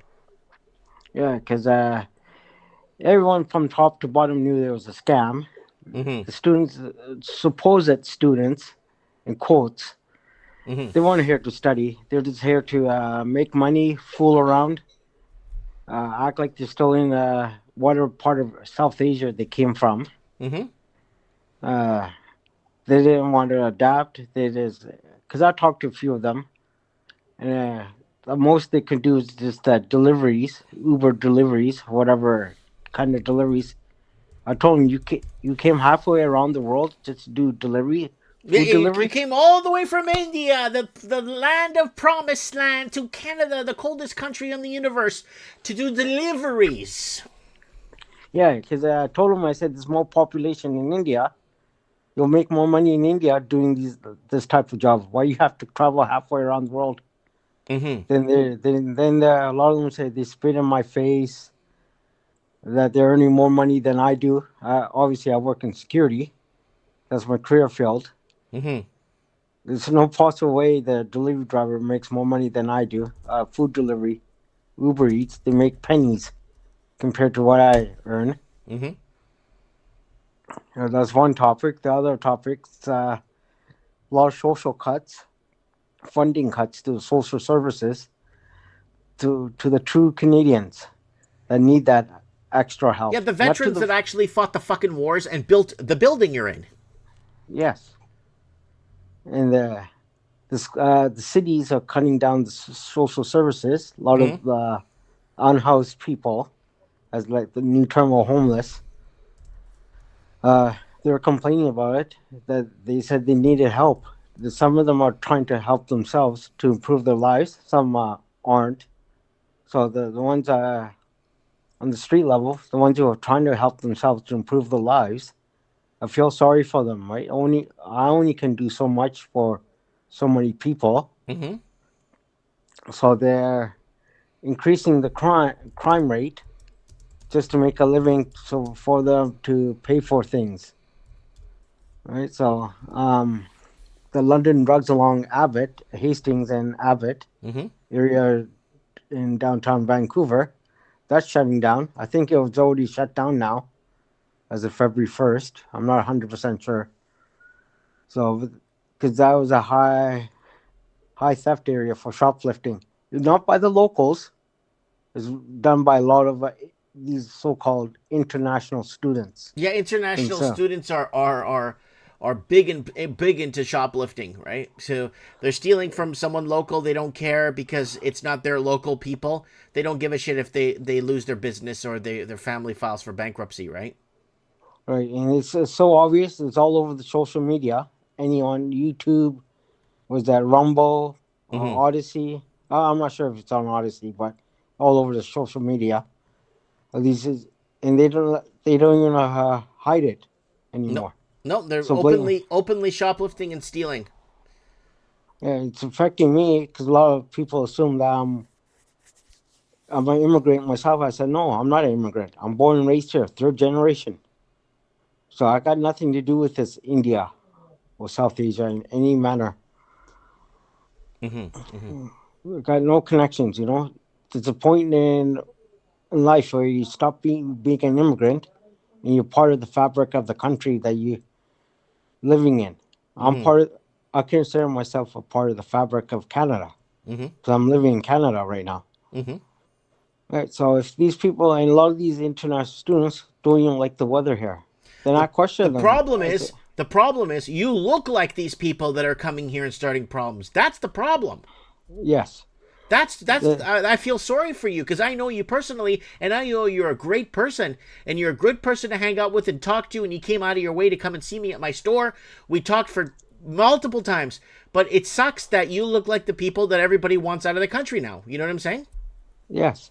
I even made a few comments on the public chat here that you want to have. That's saying Punjab is not a good place, you know. Kill them all. They already killed them. They're killing themselves culturally, economically in the area of Punjab. It's so obvious. It's not even private in private circles. It's public knowledge. There's nothing in India, and they claim to be so dominant and how British stole $45 trillion. If they're so economically powerful, earn that back in 1 year. Yep, they could. Yeah, they can if they wanted to. Yeah, that's a. If they claim they could. If they claim they could. Yes. They can't even clean up their own mess in their own country. Oh, India. these people are litter bugs too. They're just trashing everywhere, leaving garbage everywhere, and saying the city needs to come and grab it. It's like, what? They always expect other people to do it instead of them doing themselves. That's what I don't like. If I make a mess, I clean up my own mess. I don't clean other people's messes. Whatever mess I make, I clean it up. If I did something wrong, I own up to it. I know there are a lot of people, Indian mentalities, they blame other people except for themselves. Because they always think they're 100% right, even when they're wrong. And that's why there's a lot of uprising towards migrants of any background. That's why I sent you a lot of videos through Instagram. I saw them. Yes, and a lot of the real locals of that country, like wherever, France, Germany, Portugal, even here in Canada and US, because Canada and US are tied in, very similar cultures. And they're programming the Canadians to hate Americans, and 71% of our trade goes down to America. What a bunch of fucking retards. There is no Canadian-American conflict. They're tied into each other. I understand that. It's the media. Everybody I speak to fucking hates Americans. Like, shut the fuck up. What the fuck do you know about America? You know what I'm saying? Same with this bogus war in Russia and Ukraine. Yep, Ukraine and Russia, Ukraine and Russia are tied into each other for how many generations and how many years? Yeah. There is no conflict between those two. It's all about the oil. That's why they took over Crimea. Now it's the farming fields, the Konoy oil. I think it is 60% roughly. Ukraine produces the Konoy oil. That's part of it, the farmland. So much farmland in Ukraine. China wants to take it over. And what they're doing is they're dressing up as Russian soldiers, falsely blaming. I think there's a false blame on Putin and the Russian. They just want to get rid of Putin because he's very nationalistic. He's protecting his own borders. He's protecting his sovereignty, his people, his language, his culture. And if people don't want to assimilate, get out. Yes, that's why I totally agree. Either fit in or literally fuck off from the place. If you don't like it here, go somewhere you like it. I have people that message me of Chinese background, and they're like, oh man, what do I do? I look like the people that are starting these problems in this country. Like, you know, what do I do? I just look like these people. It's like, well, I don't know. It's like, I don't know what to say anymore. I look like the people that, I'm a Portuguese European. I'm male. I'm the worst. I tell them that. So I tell them, well, you're Chinese. You're at least, your government loves you. Here, we're treated like we're complete garbage. So at least that's what I tell people to kind of semi-motivate them to say, hey, at least the government you can get a government job tomorrow, buddy. You're Chinese, you get a government job, you can go work in the bank tomorrow. Yes. Yeah, I'm garbage. So you see what I'm saying, right? So people are worried in Canada, like, oh, I look like a certain background. I look like you still have the government on your government will back you with anything you need. So even for me as an Indian background, only certain select jobs are available for me. Because they say, oh, this guy must be an immigrant, even if he was born and raised here. Then I always give my English name that I use. Then they say, oh, what's your real name? That's inappropriate. I said, this person has Chinese background. I said, what's your real name? Ching Chong? Then he got so offended, he told me to get out. I said, what you just said is wrong also. What's my real name? I said, you're using an English name? So am I. Then I said, did I ask you for your real name? Then he had no answer. Then he said, oh, you said it racially negative stereotype name. I said, no, you asked me for my real name, so I just treating you the way you're treating me. So Okay, hold on a sec. So you got into a conflict with the Chinaman over? yes, Yeah, this is the cultural conflict that's going to happen in this country. You see, China and India are very far away from each other. They like to keep it under the same continent. But no, India, in my history books, in my Portuguese history books, India has always been its own continent. It's not part of Asia, right? That's just how history is. Like when you look at the history books, India was its own continent. Now they add India into Asia, and then they're gonna add Eurasia and make Europe to make it seem like, oh, we're all together in the same continent. That's the whole fucking world. What the fuck are you talking about? So yeah. So tell us, you got into a conflict. yes, I got into a major conflict. He asked me to leave, so I said, okay, that's fine with me. Then 3 months later, he made a false report against me. I said, go ahead, I don't care. Then I did my report on that. Eventually, he was found at fault. Whatever he said, because I don't want to give it too much. It's they're under police investigation now. Because I don't mess around. If you say something like that, I don't mess around. So what exactly did he say? I just told him, so hey, what name? What's your name here? I'm just doing my security check. So I said, oh, my name's James. Then he said, oh, what's your real name? I said, that is my real name. I said, no, you're Indian. I said, no, I'm not. I'm born and raised here, 3rd generation. I said, how many generations you been here? Then he said, 4th. I said, Bullshit. Yeah. Bullshit. 4th generation Chinese. Bullshit. Yeah, continue. Yeah, then he raised a stink. Later that day, I got a complaint. Then I confronted him then and there. I said, did you complain about me? He said, no. I said, here's my supervisor. You talk to him. Then he refused to talk to him. They said, no complaint. That supervisor called that person. He said, no, there's no complaint. 3 months later, made a complaint. Said, that's a bogus claim. I said, you should have settled it then and there, not jump around for 3 months saying there's no complaint about me. You know, there's been a lot of reports in Vancouver and other cities across Canada where a Chinaman or a family or Chinese people will start a conflict with you, then get their phone and start recording you and calling you a racist against Chinese. Yes. They do that a lot. Yeah, that's why I'm very careful in public. And it's backfired on social media where Chinese people are posting, look how racist these people are to Chinese, and they're posting the video, and it's a one-sided video, right? So, And you know what people in the comments are saying? Good, go back to your fucking country. Get the fuck out of here. It's backfiring on them now. Yeah, exactly. It's backfiring. The comments are saying, good, get the fuck out of here. He's right. It's like, yeah, so people are, it's going to be an intense summer. It's going to be an intense summer, folks. The season of protest is always in the summertime. Never when it rains or snows.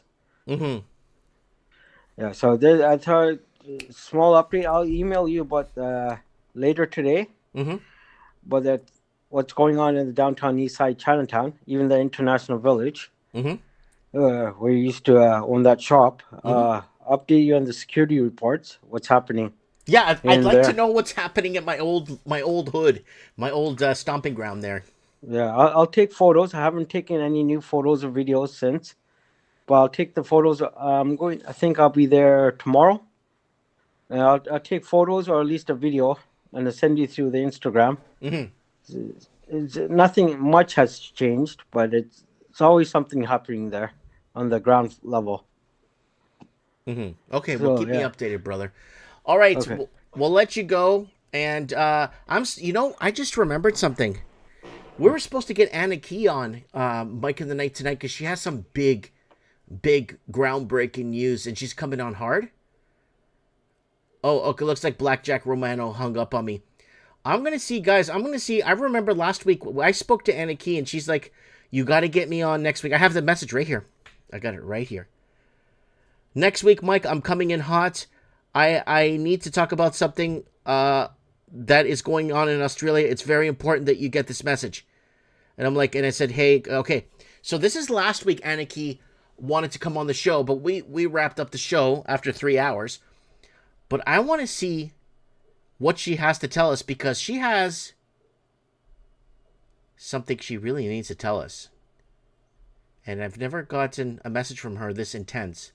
Let's try and see if she picks up her phone. Let's see if she picks up.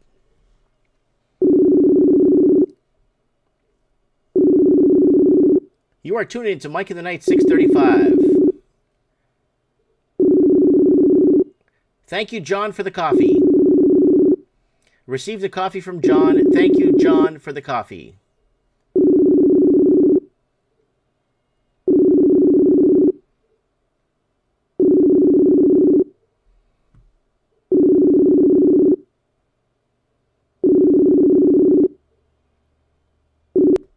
All right. We'll try and see if we can get Anna Key on the show tonight. I'll try to get through to her. She really wants to come on from last week with some very important messages. So, guys, don't forget to join our email list, Mike Martins 1980, MikeMartins1980 at gmail.com. If you want to be part of the mailing list so you can be part of Mike in the Night, we'll email you when we go live. And if you don't want to be on the mailing list, just block me. You don't have to message me back and tell me I'm a loser. I don't need to hear that. Just go ahead and block me. And guys, guys, remember, viewer discretion is advised. 21 and older. This show is only for entertainment purposes only. Fact check and do your own research. Section 18 U.S. Code 2257 for Mike in the Night. And yeah. Woo! Hoo, hoo, hoo.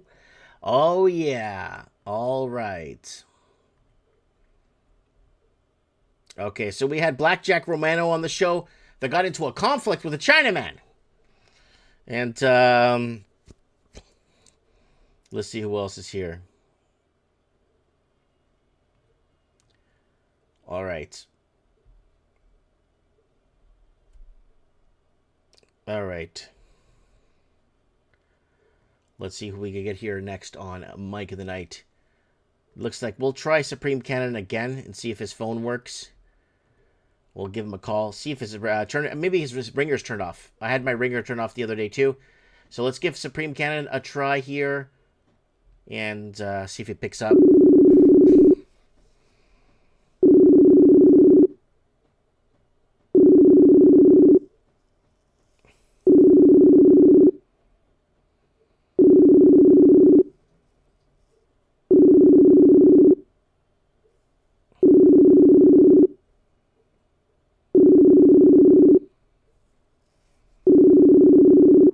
Yeah, Supreme Cannon isn't picking up his phone, guys. All right, let's see who else we got here.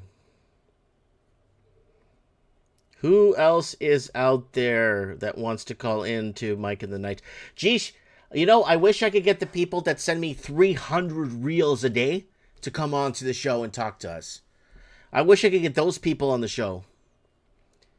Really wish I could get those people on my show that send me 300 reels a day. And, yeah, it's just trying things out. Just trying to get,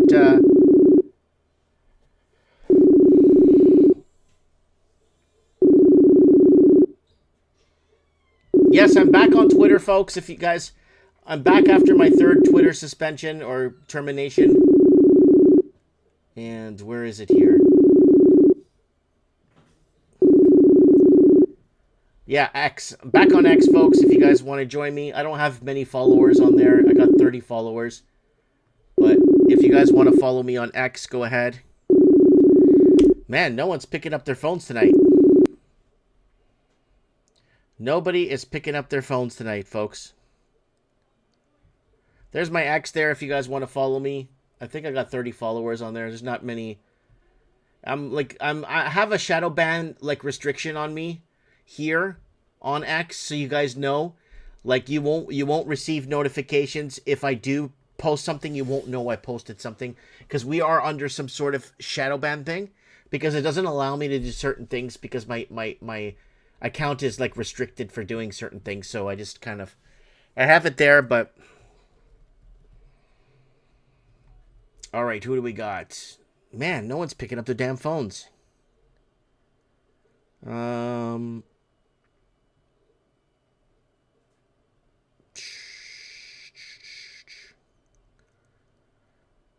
We can get DY back on the show and tell us how the China is going to destroy us and stuff. And let's see if we could. All right, calling a fourth person now.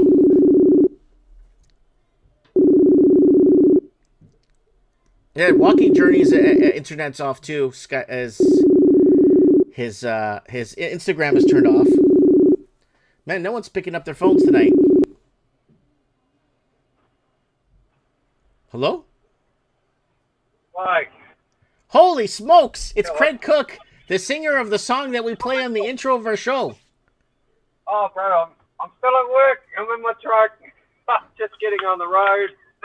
Okay, no worries, brother. I just wanted to call you to touch base with you and see what you were up to, but you're working, no problem. Do you want me to let you go? Yeah, no, I can talk for a little bit. What's that here? Let's see here. Sorry, guys. What's happening is just pretty much the normal. We started to see some people protest here about the immigration and all that stuff. Well, what immigration? You're in New Zealand. What immigration? Oh, wow. We've got a lot of Indians coming into the country now. Right, and there's actually Chinese, I know this sounds really weird in New Zealand, but the Chinese migration centers are actually, in New Zealand, are funded by Chinese people in New Zealand to bring in Indian migrants so the housing doesn't go down. Yeah, that's right. And they just signed a free trade agreement with India as well. So there's been a whole bunch of, like a local church that stood up. Yeah. Like New Zealand needs needs a free trade agreement with India, like right now. What the fuck for? I know. What the fuck? So. Hey, listen, I'm going to send you more music too. I sent you a couple others, but I don't know if you want to play those. But you can go ahead and send me whatever. You got to make sure it's not on any other social media platform because they'll flag it and then they'll shut me down. Yeah, so you have to make one for me. Like, you actually have to make It's Mike in the Night and it's time to listen. Yeah, you gave me the lyrics, so I'll work on that. Yeah, but just take your time. Apart from that, we've got more crime. Everything's more expensive. The weather's just hotter than hell. We're getting Australia heat now in New Zealand. Still just on a downward trajectory. Interesting fact for you, the number of houses for sale is the highest it's been in about 15 to 20 years, and the houses aren't selling.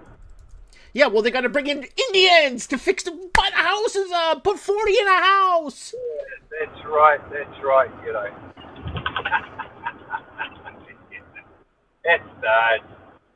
I don't know what to tell you, man, but it's not good. I speak to our mate there, Supreme, and I just do what he tells me. Just stay out of the way.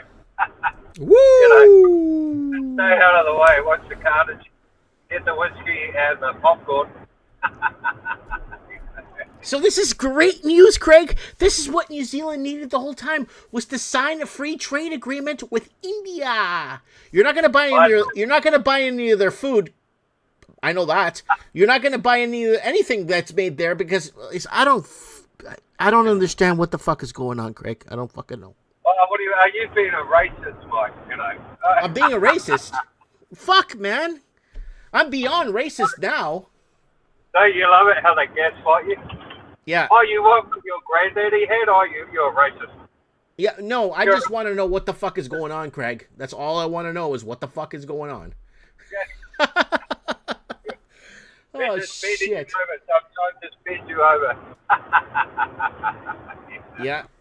Oh, my God. How's the family? Oh, we're doing great. The weather's warming up here. It's been really nice. It was like 8 degrees today. It's been really good here. We're having a very mild winter. We had one snowfall all year, and that's it. I think we're going into spring now, early spring here where I am. It's absolutely beautiful. The grass is green. It's nice. Yeah, we're having good times here, you know?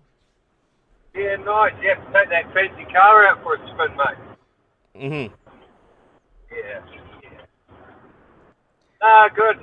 All good. But no, that's about it. That's about it from my end. Well, can you keep an eye on that free trade agreement with India for us? Just keep us updated on what the fuck is happening with New Zealand, because I don't know why these fucking people are so desperate to destroy your culture, bro.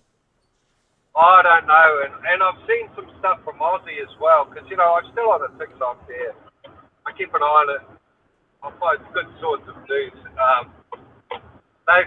There's been a massive increase in rents in Australia, probably in the last 6 months. Mm-hmm. We're talking about 20 to 30% for anything really, from houses to little 2-bedroom apartments, 1-bedroom apartments. You know, the rent's gone up 20, 25% in the last 3 months or so, since Christmas or just before. And they're paying what we pay, you know, for if you want to go out to the pub or whatever and have a drink, you know, it's $15 a beer kind of thing. And then they say to you, oh, we can't understand why people aren't going out at night. Mm-hmm. Really? So it's not safe. If you say the wrong thing, or you get the bash. If you look at some guys' missus or whatever, you get the bash. Mm-hmm. Or you just get the bash anyway because they feel like it, and you're the wrong colour. And then you got to pay like $15 a drink. And they're saying, because I have a friend in hospitality. The hospitality industry is really struggling in New Zealand right now. Bars and restaurants, and because people just don't have money, Mike. People just don't have money to go out, and food's always going up. And gas is around $2.50 a litre. Holy shit. You know, and that's just regular. Mm-hmm. Yeah. So it's not really good. But like I said, we're starting to see some protests, and because New Zealand is a lot like Canada. We're a very peaceful bunch, and we generally don't protest and we don't fight. You know, we just let a lot of things lie. But so when you see people getting out on the street and actually protesting about immigration and the cost of living, yeah, that's a big deal. That's a really big deal. I mean, the last time we had those kind of protests, just to give you some idea, was when they had the Springboks come out here, and I think it was '87, and everyone got on the street and protested against apartheid. And then before that, the only other time we really saw massive demonstrations for Kiwis was for the nuclear issue. Mm-hmm. Because the New Zealand government stood up to the Americans and said, you can't bring any nuclear-powered vessels into New Zealand waters. Well, of course, they didn't want to piss off the Chinese, right? Yeah, well, it kind of looks that way, doesn't it? You know. Well, if you look at your members of parliament and you look at the back end of your members of parliament and all your bureaucrats, 50 to 60% of them are Chinese. So yeah, and don't forget, same thing in Canada. She was a young communist, and also don't forget, Mike. The Chinese, they run a 40, 50, 60-year plan. They don't run 4-year plans like we do. So, I think when was it Nixon went into China and wanted to open it up, Mm-hmm. but, they started to play the long game of it. And, pretty devastating for people like me, but you've got to give them credit. I mean, it's a master plan. They've done it quite well. Mm-hmm. Mm-hmm. If that makes sense. I don't like it, but you played that quite well. And now, just like the man and woman issue, I'm not going to say the word. I don't want to upset anyone, but they've certainly been playing that quite well too, haven't they? 80-year plan. Yeah, they've played that card real well. Yeah, they played it so well. Now we've got a world where, women don't like men, and men aren't good enough, and then men can't make enough money. And oh, look at that, the Scooby-Doo mystery. Why is the birth rate going down? The Scooby-Doo mystery. Well, people can't afford. In New Zealand, the housing is so crusty and cruddy. Like, no offense, I'm not making fun of your house, Craig. I'm just saying the craftsmanship. No, it is. The craftsmanship is garbage, and they're charging millions of dollars for garbage. Oh, what do you mean? That's just a litter box. It's a litter box. Yeah, I'm not judging you. I'm just saying it's just that it's really So. Oh, no. They've got these 50, 60, 70-year-old homes. Everyone's recycled them. Just put a new coat of paint on, maybe a new roof and a new kitchen, and then sold it for the last 30 years. Mm-hmm. And everyone sat there glorified about, oh, look how smart I am, because I made $500,000 for a $200 paint job. Oh shit! Yeah, $500,000. Paint the outside of the house, make $500,000 off of dirty money coming in from China. I mean, and these homes. I mean, my dad built a house in Auckland there in the 70s. Brand new house with land that was $20,000 Mm-hmm. in 1971, maybe. Yeah, now it's $4 million. In 1989, that house probably was worth $130,000. Mm-hmm. Now that house is probably worth, they say it's worth 800. 800. Oh, that's a good one. 800.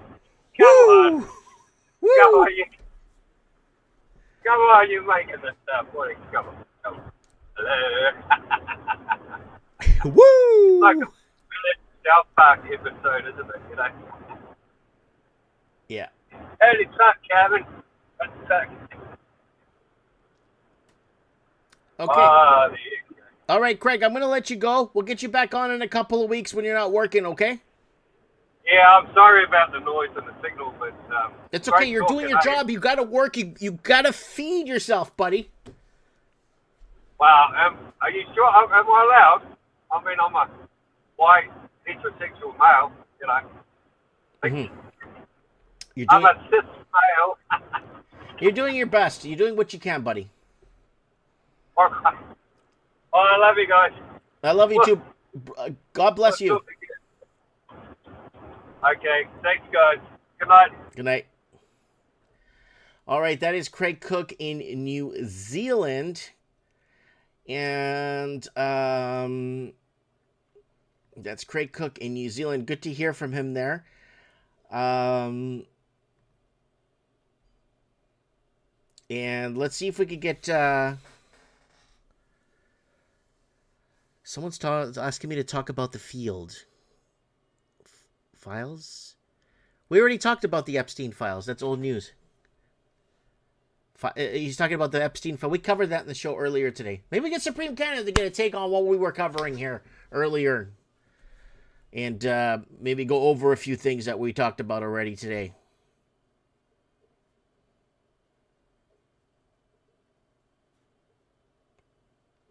Oh, wait, he's talking about something else. People are saying it's being used to knock down the precious metal stocks are next. Precious metal stocks are next. Interesting. All right, let's get let's get Supremio on here. I'm gonna give him a call right now. We'll see if he picks up his phone. All right, start call. It's ringing.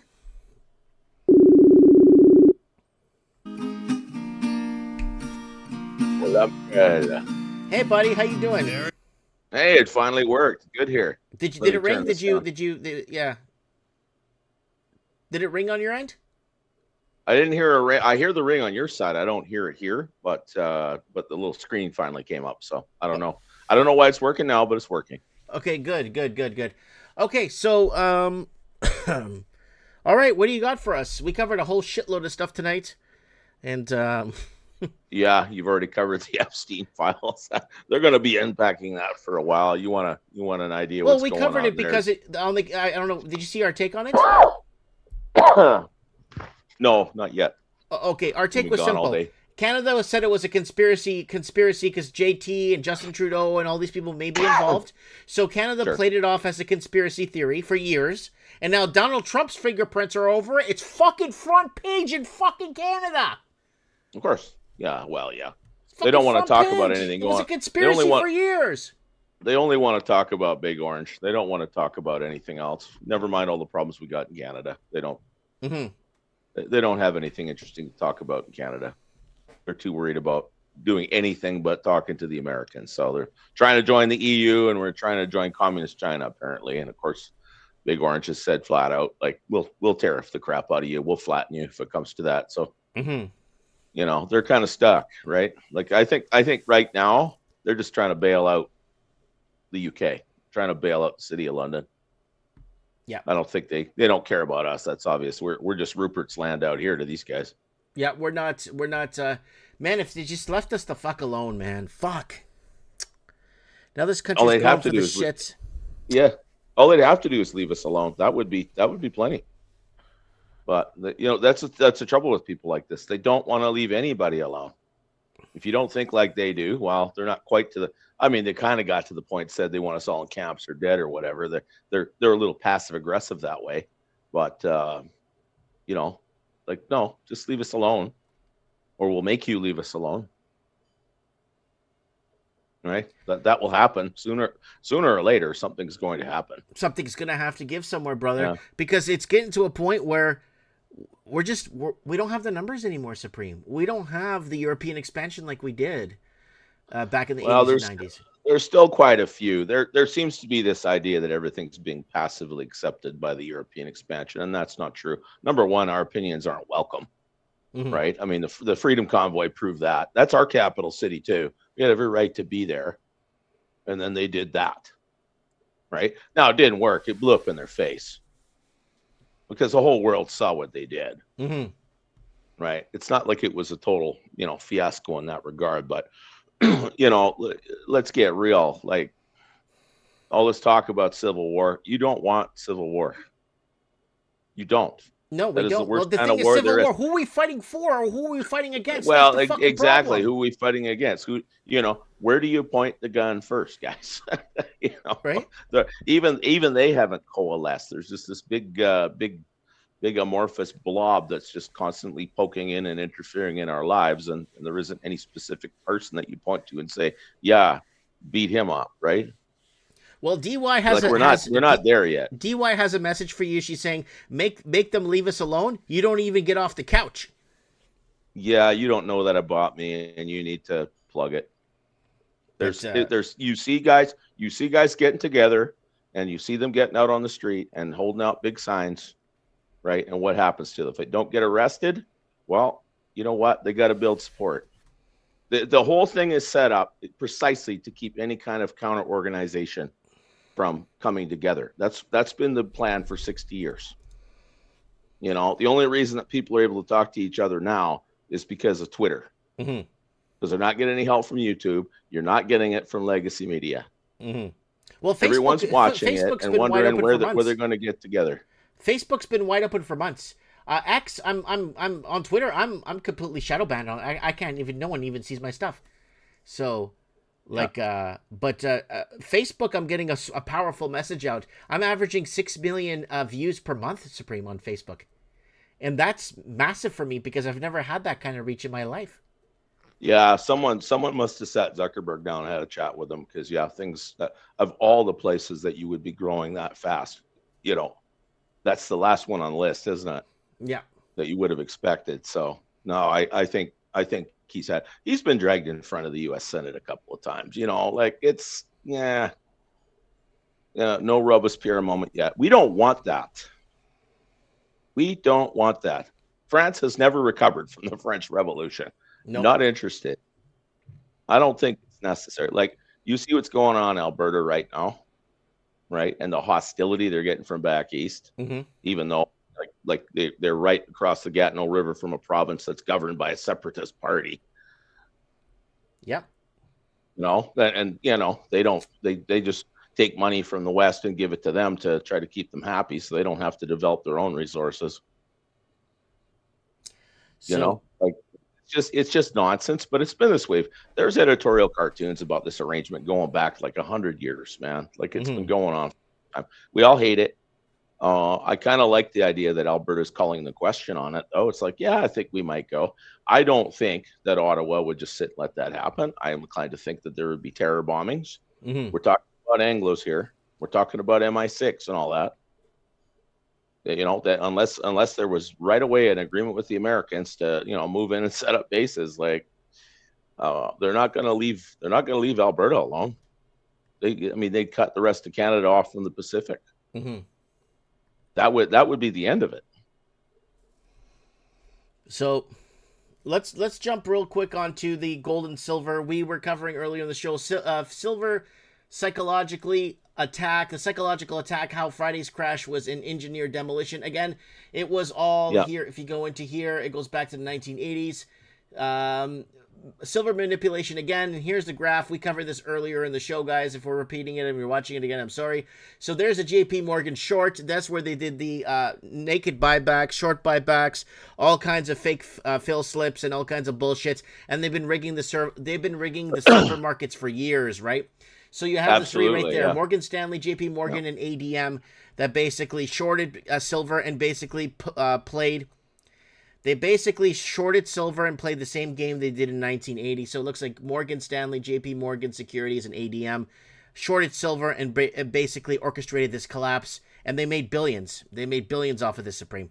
Sure, they did. Absolutely. And they did it in 2011 as well. I mean, they took advantage of other events to make it happen. Plus, of course, Friday was the last trading day of January. Yeah. Right. So everything gets rolled over to February, but no, it's picking back up again. I mean, there's two factors that are affecting the silver market that weren't there in 1980 and 2011. 1980, there was tons of silver around. Right. The Hunt brothers tried hoovering it up and using futures to hoover it up. Well, they just moved the goalposts and screwed them. And in 2011, 2008, they moved the goalposts, crashed a bunch of hedge funds. But oil was $150 a barrel. I mean, the whole thing was going to come down anyway.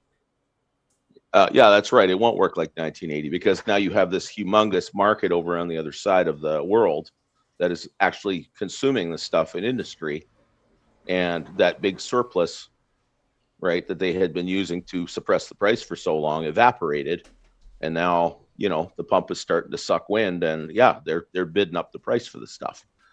Because they need it, otherwise billion-dollar factories have to shut down. So there's a metal war going on now, definitely over that. Gold appears to be a separate issue.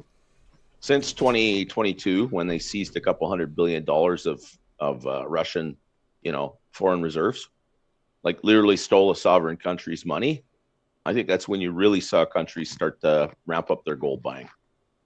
Because U.S. Treasuries, they're not a safe haven anymore. Right, and that's the thing. Like trust is evaporating rapidly, and they're not doing anything to fix the issue at all. Right, that's where I think the Achilles heel is of the dollar system. Yeah, it's still a predominant currency, but the U.S. is. This was paper silver overwhelming physical demand, though, right? And price. Price discovery was hijacked, and then confidence was shaken by design, right? That was the idea. Yeah. I mean, all of the, the technical traders, it's been overbought for, 3 weeks. It's going to crash any day. I don't think it had to, but, things rarely go parabolic without it happening. So, yeah, there was probably people rushing in at the top, and they're the ones that got whacked by this. I mean, silver's at $80, $83 or something like that.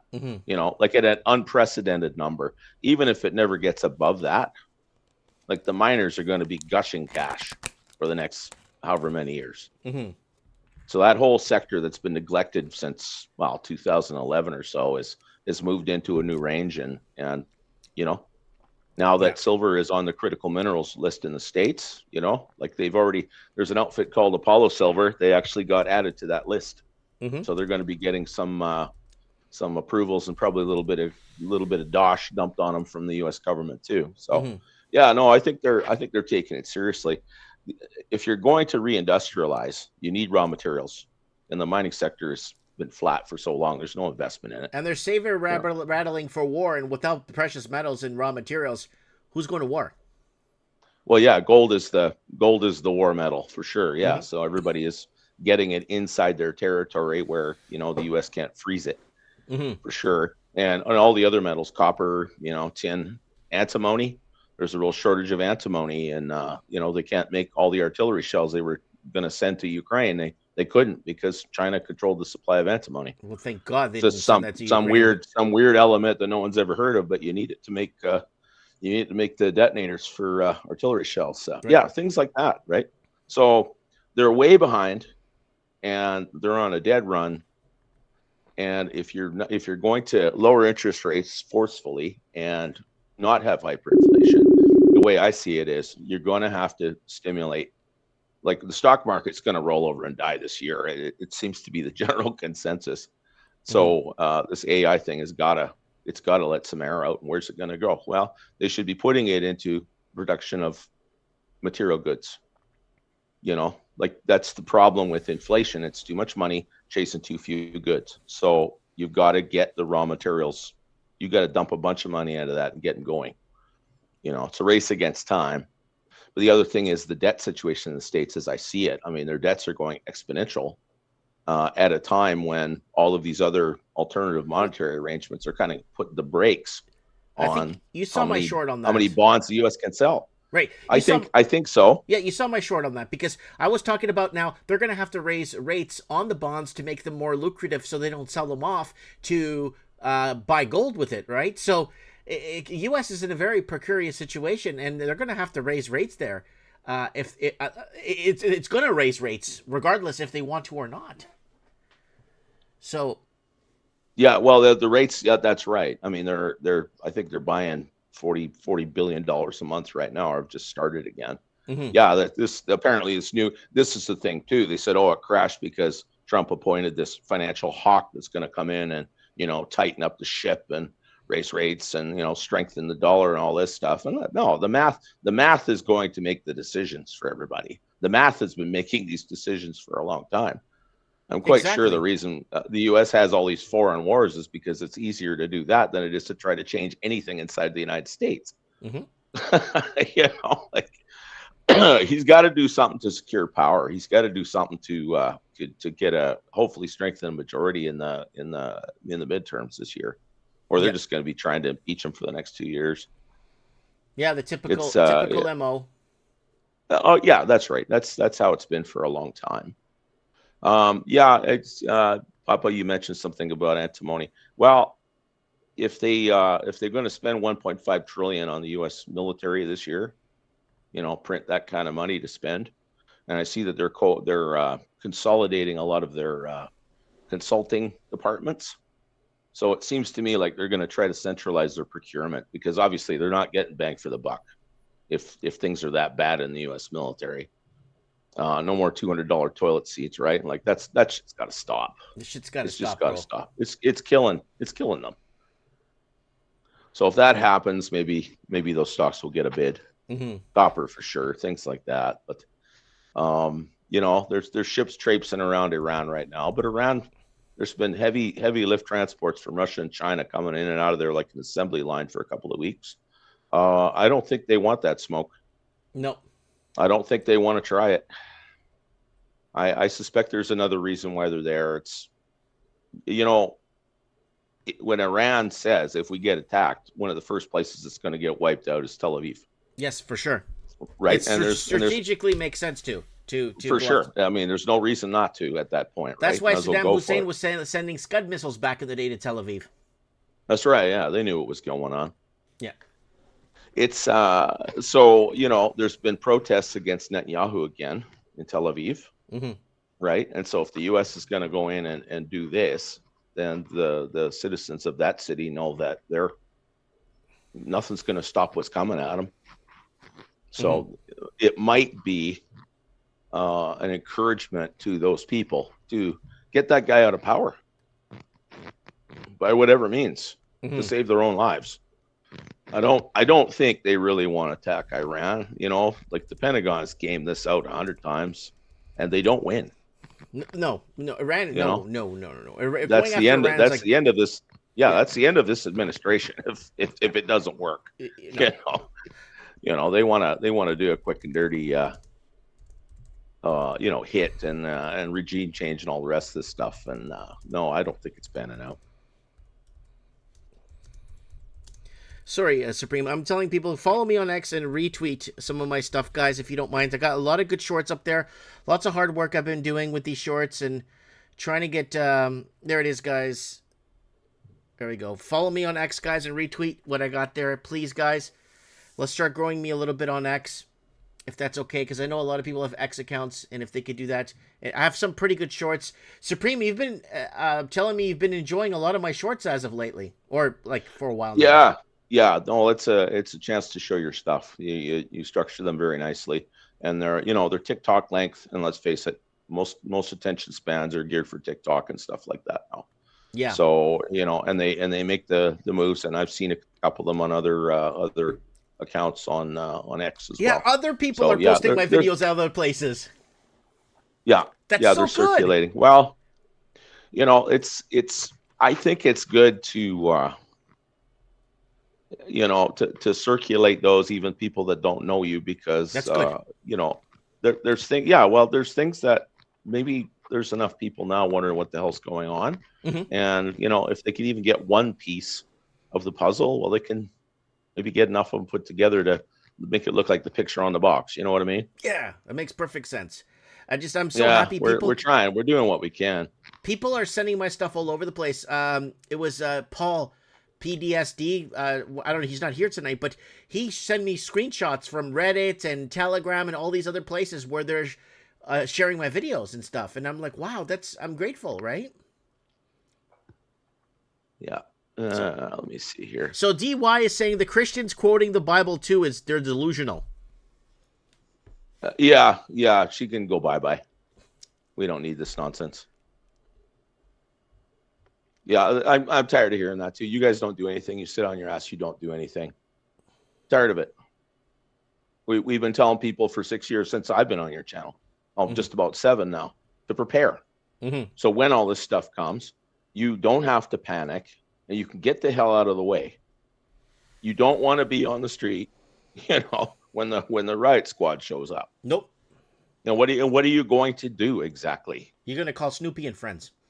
Yeah, that's right. No, you don't want civil war, and you don't need it. I don't think you need it, because we have this very large, heavily armed neighbor to the south that, thanks to the people in power right now in Ottawa, consider a security risk. They're not going to tolerate that. So it's not going to unfold that way anyway. And Papa said something that's true too. You need elites. You need a counter elite to organize a revolt in Canada. Right? The peasant class, the working people, they don't do these things. They don't just happen out of thin air. Someone has to organize it. And we're not seeing it yet. The closest we've seen to it, remotely seen to it, is the Alberta independence movement right now. And there's the Buffalo Party in Saskatchewan. If Alberta succeeds, they're probably next. And there's apparently one in BC starting to rise up too. Ottawa's too far, bro. Ottawa's too far to take orders from Ottawa. I'm sorry. General Sam Houston on the Republic of Texas says, look, we need support from the Union to fight these Mexicans and this Mexican standoff happening here at the Alamo. We need support, but we want to be independent. We want to be the Lone Star State, and if we want to secede from you guys, we can. And that's why General Sam Houston said, we need the support or we're going to lose it. So, but he said something that was very important. He said something very important. Washington is too far to take orders from. Yeah, that's right. Yeah, well, of course, at that time, Texas and all of the South, all of that area, there just weren't that many people there. I mean, Sam Houston, they marched. I think they marched something like 400 miles. They had Santa Ana following them, and his men were like, "When are we going to fight these guys?" And he just like, "No, just keep going, keep going, keep going." He got them strung out until finally they stopped at San Jacinto, and then waited until they had a nice long siesta, and then he put everybody in 2 lines and charged them and wiped them out, and it took Santa Ana prisoner and all the rest of it. It was a hell of a story.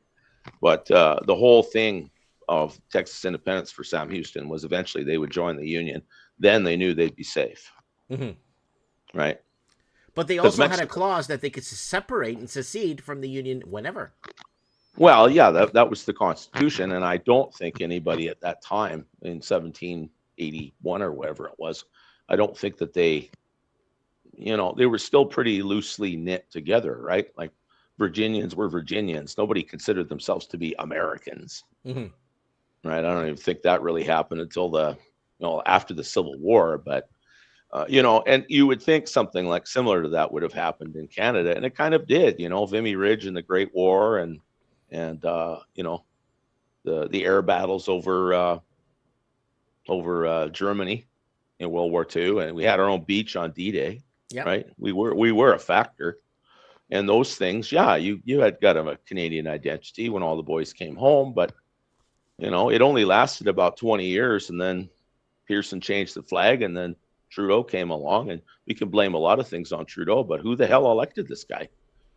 You know, like there was obviously something terribly wrong with the Canadian body politic that they would consider that to be an alternative.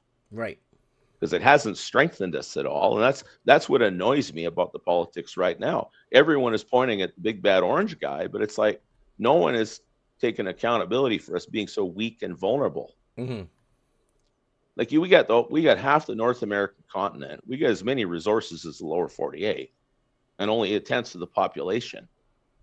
Why does anybody in this country have to pay taxes at all? We should have a sovereign wealth fund twice the size of Norway's.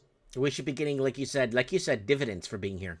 We should be getting dividends. Membership should have privileges here. You know, like really. You know, I mean, in a way, we've had UBI because of the number of useless people we got shuffling paper around here and making a handsome living.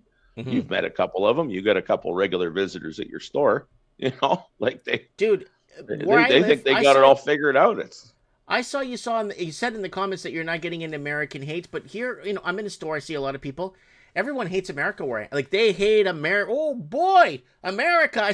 Hey, look at this house in Alabama for 60 grand, 4 acres with this and a side house and a casita for the maid.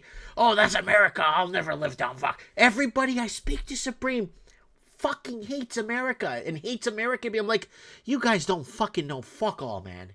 And no, they don't. They don't fucking pressing. They don't know. I don't know what the problem is. If it was because they were virulent, you know, United Empire loyalists or something, okay, cool. You know what? I could actually get along with that idea because it means that we would be focusing on our country instead of worrying about that one all the time. You know, Raven saying orange man bad, yellow man good.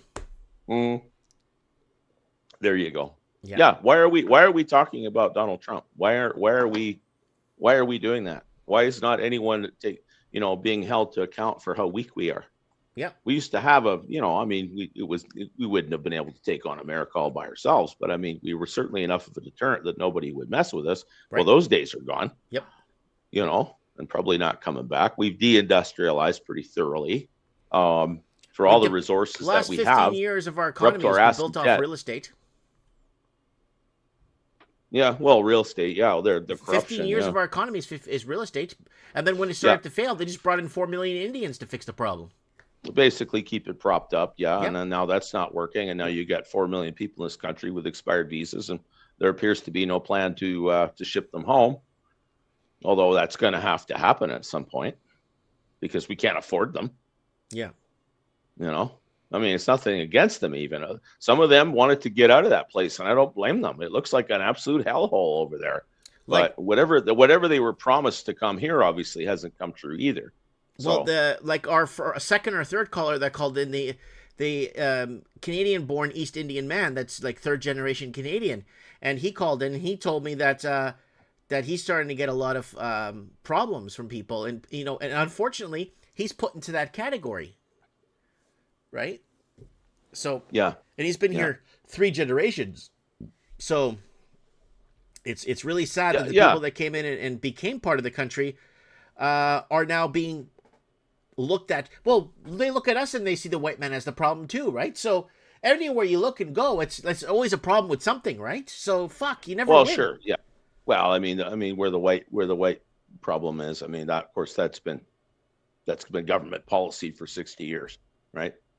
And it gets to a point in time where, okay, well, what exactly we do about that? We soldier on, man. We continue to prepare, unite where we can.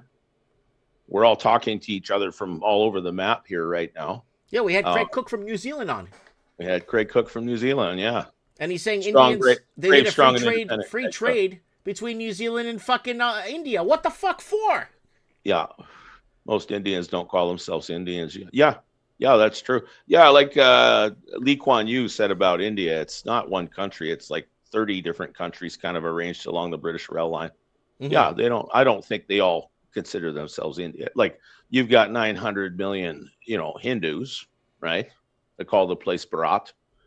But you've got the Punjab, the Sikhs, and, and you've got Muslims, like, kind of the border, like, British colonial governors, of course, draw the borders so that there's all these mixed up groups in the same place, which creates conflict. And yet somehow we do it here and everyone's supposed to get along.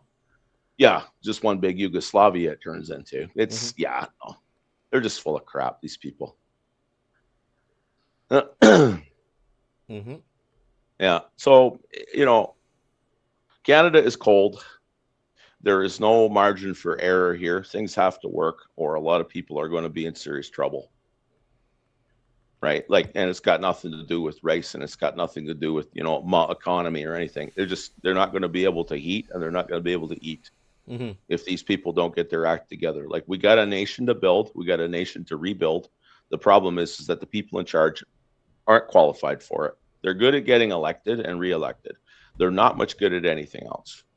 And we just don't have the funds for this. No, we don't. So yeah, we're going to see more balkanization, and that's too bad. That's too bad. We had something like a nascent national identity after the World Wars. We did.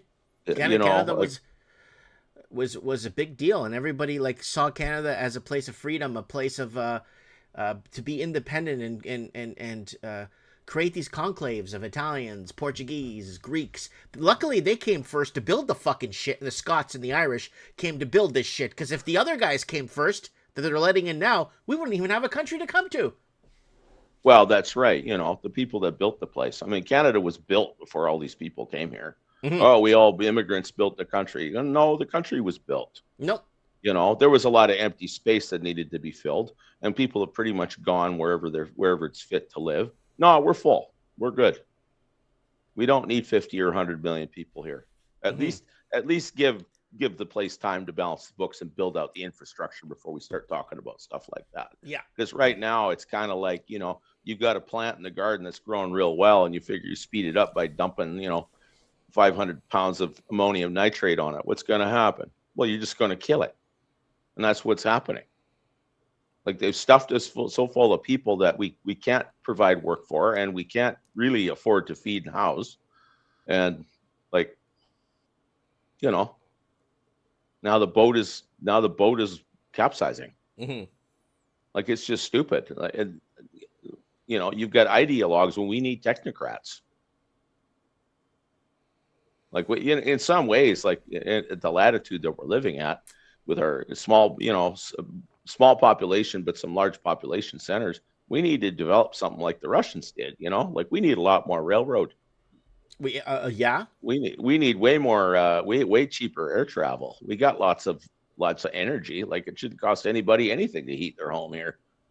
Dude, it's ridiculous. I'm going to bring this up. I have to bring this up.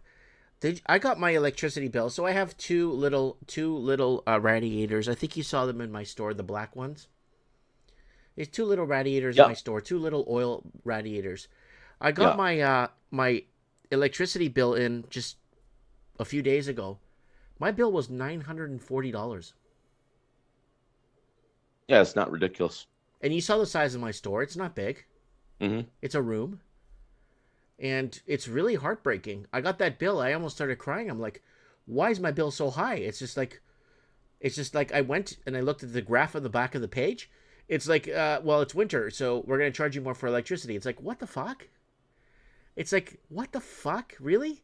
$940. And if you see the size of my store, you'd actually look at it and say, what? $940 to heat that? You could buy 4 cords or 6 cords of wood for $900. Yeah. Like, well, I mean, when Trudeau Jr. was elected and declared the place to be post-national, I think that was just basically his way of saying, we don't care about any of you, and you're just tax cattle. We don't consider you citizens. well, Paul Walker just said something to, don't worry, Carney says his Chinese batteries will fix that. Yeah. Of course they will, yeah.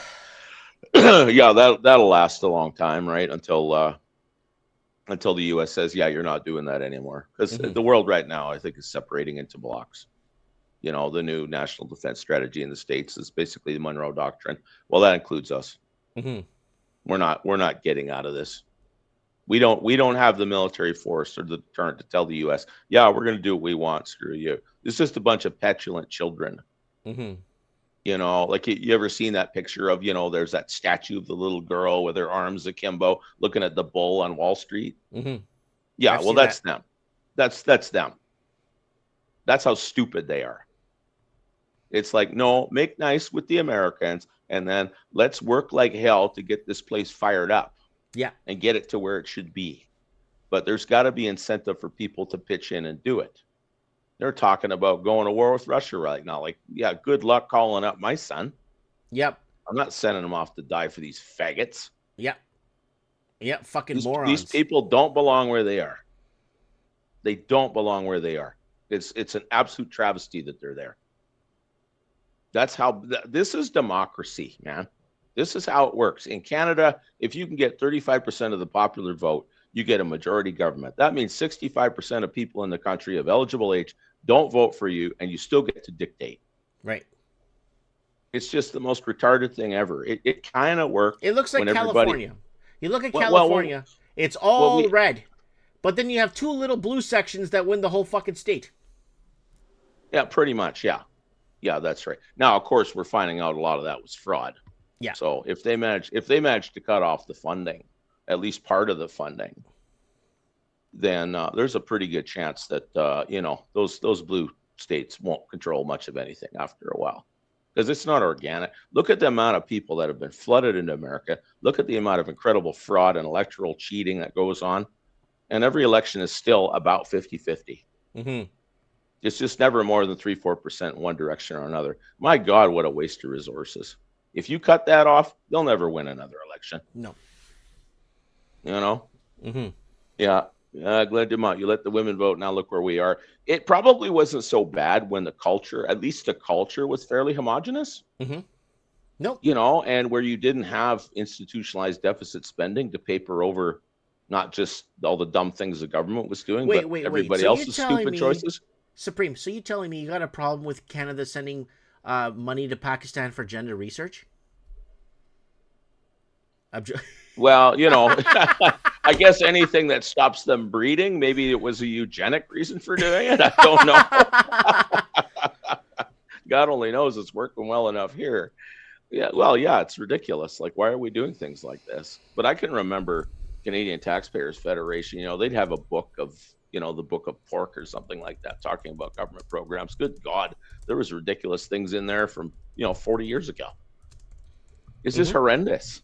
But we've had it too good for too long, and we got about 3 generations now that have just made the stupidest friggin' choices imaginable with their lives, and life doesn't really punish them for it. So what's going to happen when the punishment finally comes? They're going to lose their shit. Pardon the vernacular.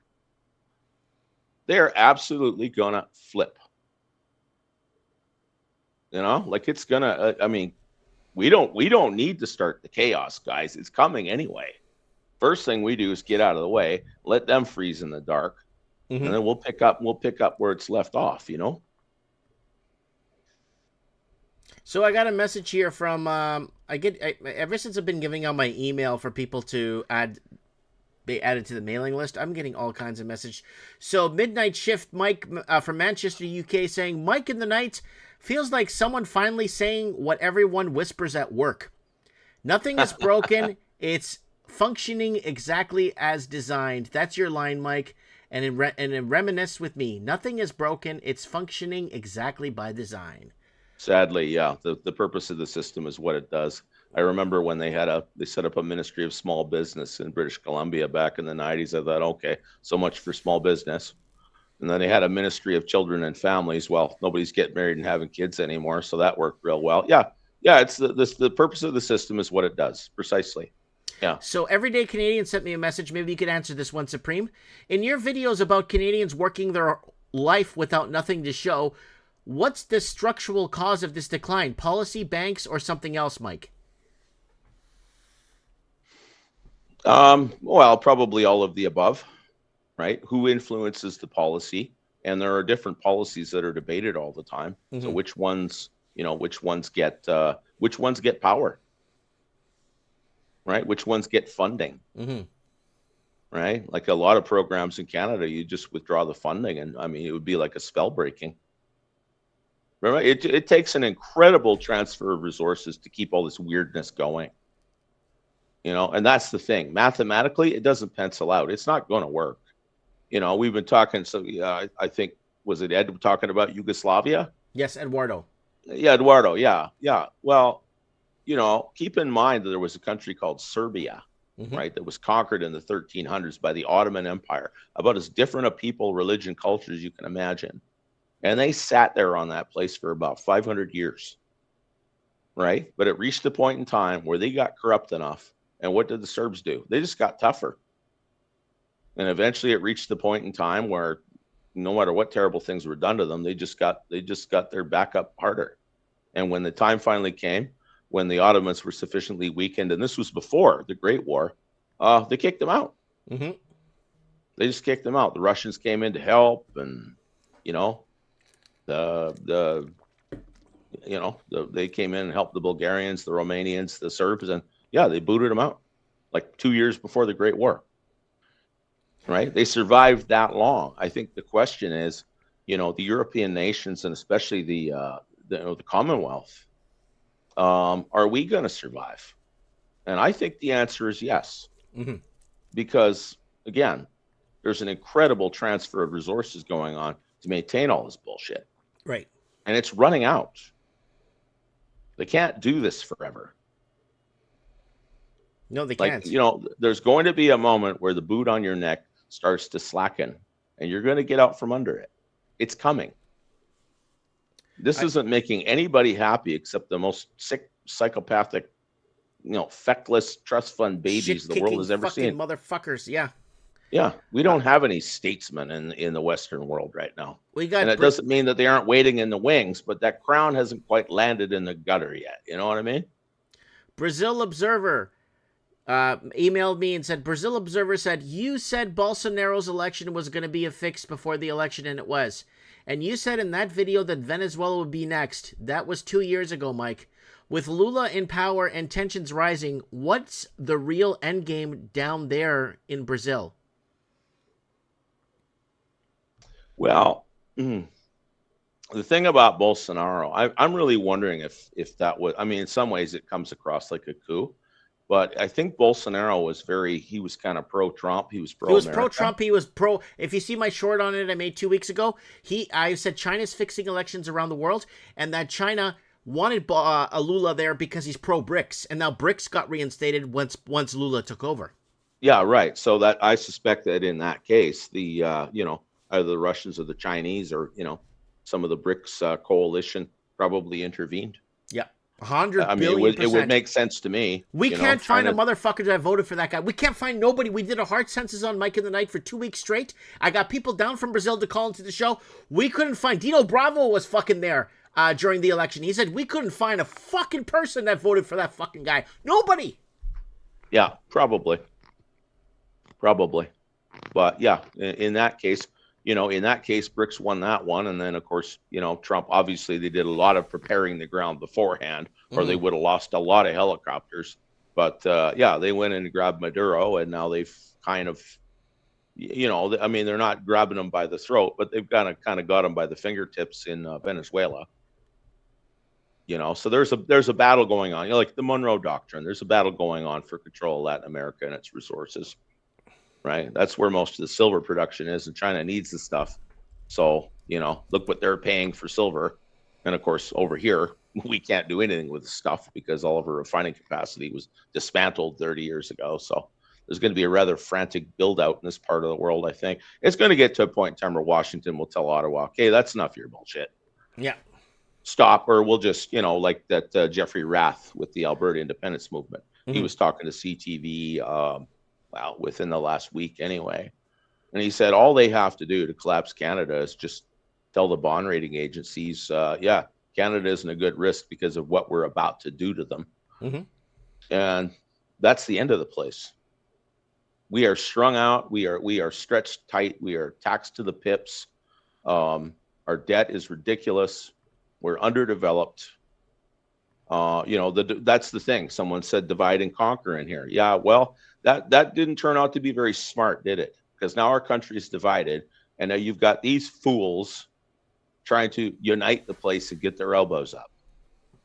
And at least half the country ain't buying it. It ain't happening. They want to increase the armed forces to 300,000. Yeah, good luck, Mark. Good luck with that. Who the fuck's good gonna fight? Freaking luck. Yeah. So I got a message here from Calvin saying from California. It says California moves, Mike, towards mileage tax up to 2 cents per mile for each car you drive. Look into it. It's going to be a big thing. It's going to go, and Canada is looking at applying 1 to 2 cents per kilometer for each kilometer you drive in Canada. Take a look. It's actually something they're moving towards. Yeah. Not talking about pipelines, not talking about nuclear power, not talking about electrifying the railway, double tracking, not talking about all things we need to, get our logistics going. Like, we have everything we need to be self-sufficient in Canada. We could be an autarky if we had to be. Mm-hmm. But it won't be with, basically a bunch of looters in charge. Like the Laurentians, they need to just go play golf and put a technocrat in there. They said Carney's a technocrat. Carney he couldn't run a stick up a dead dog's behind, man.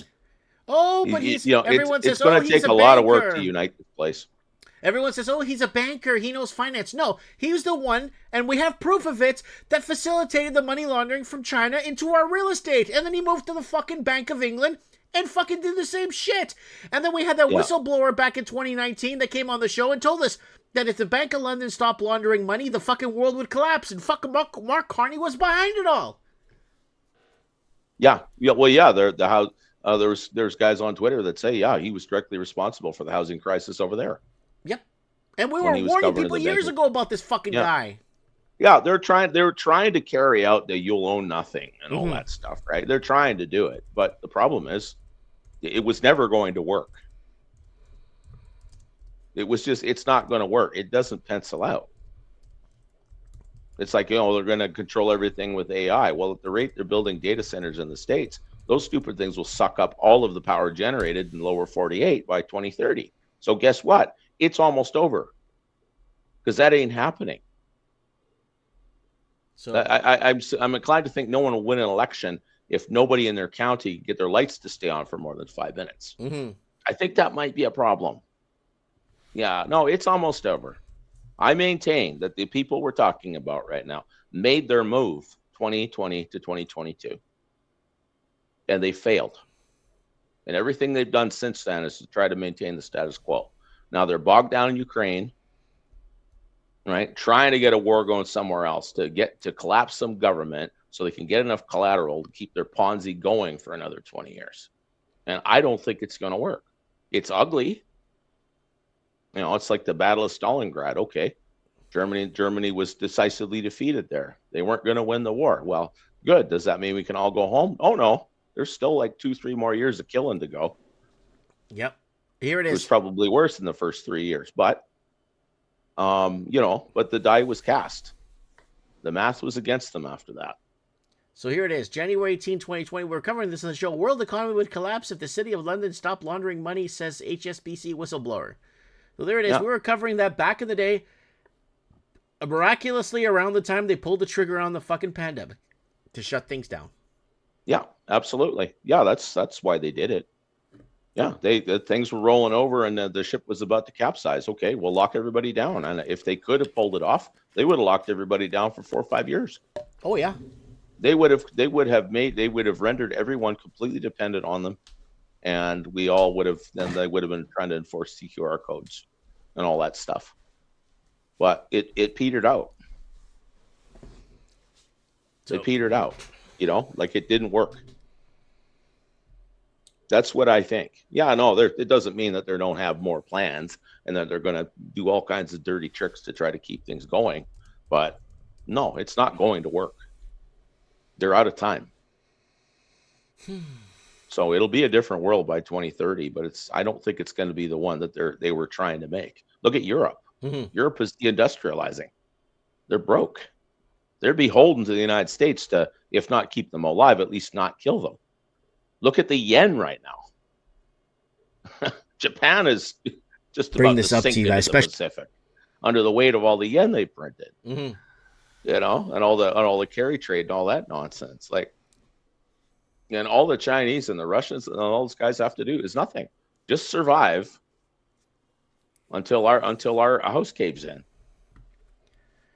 All right, guys, here's our video right here from Mike of the Night, episode 593, February 15, 2025.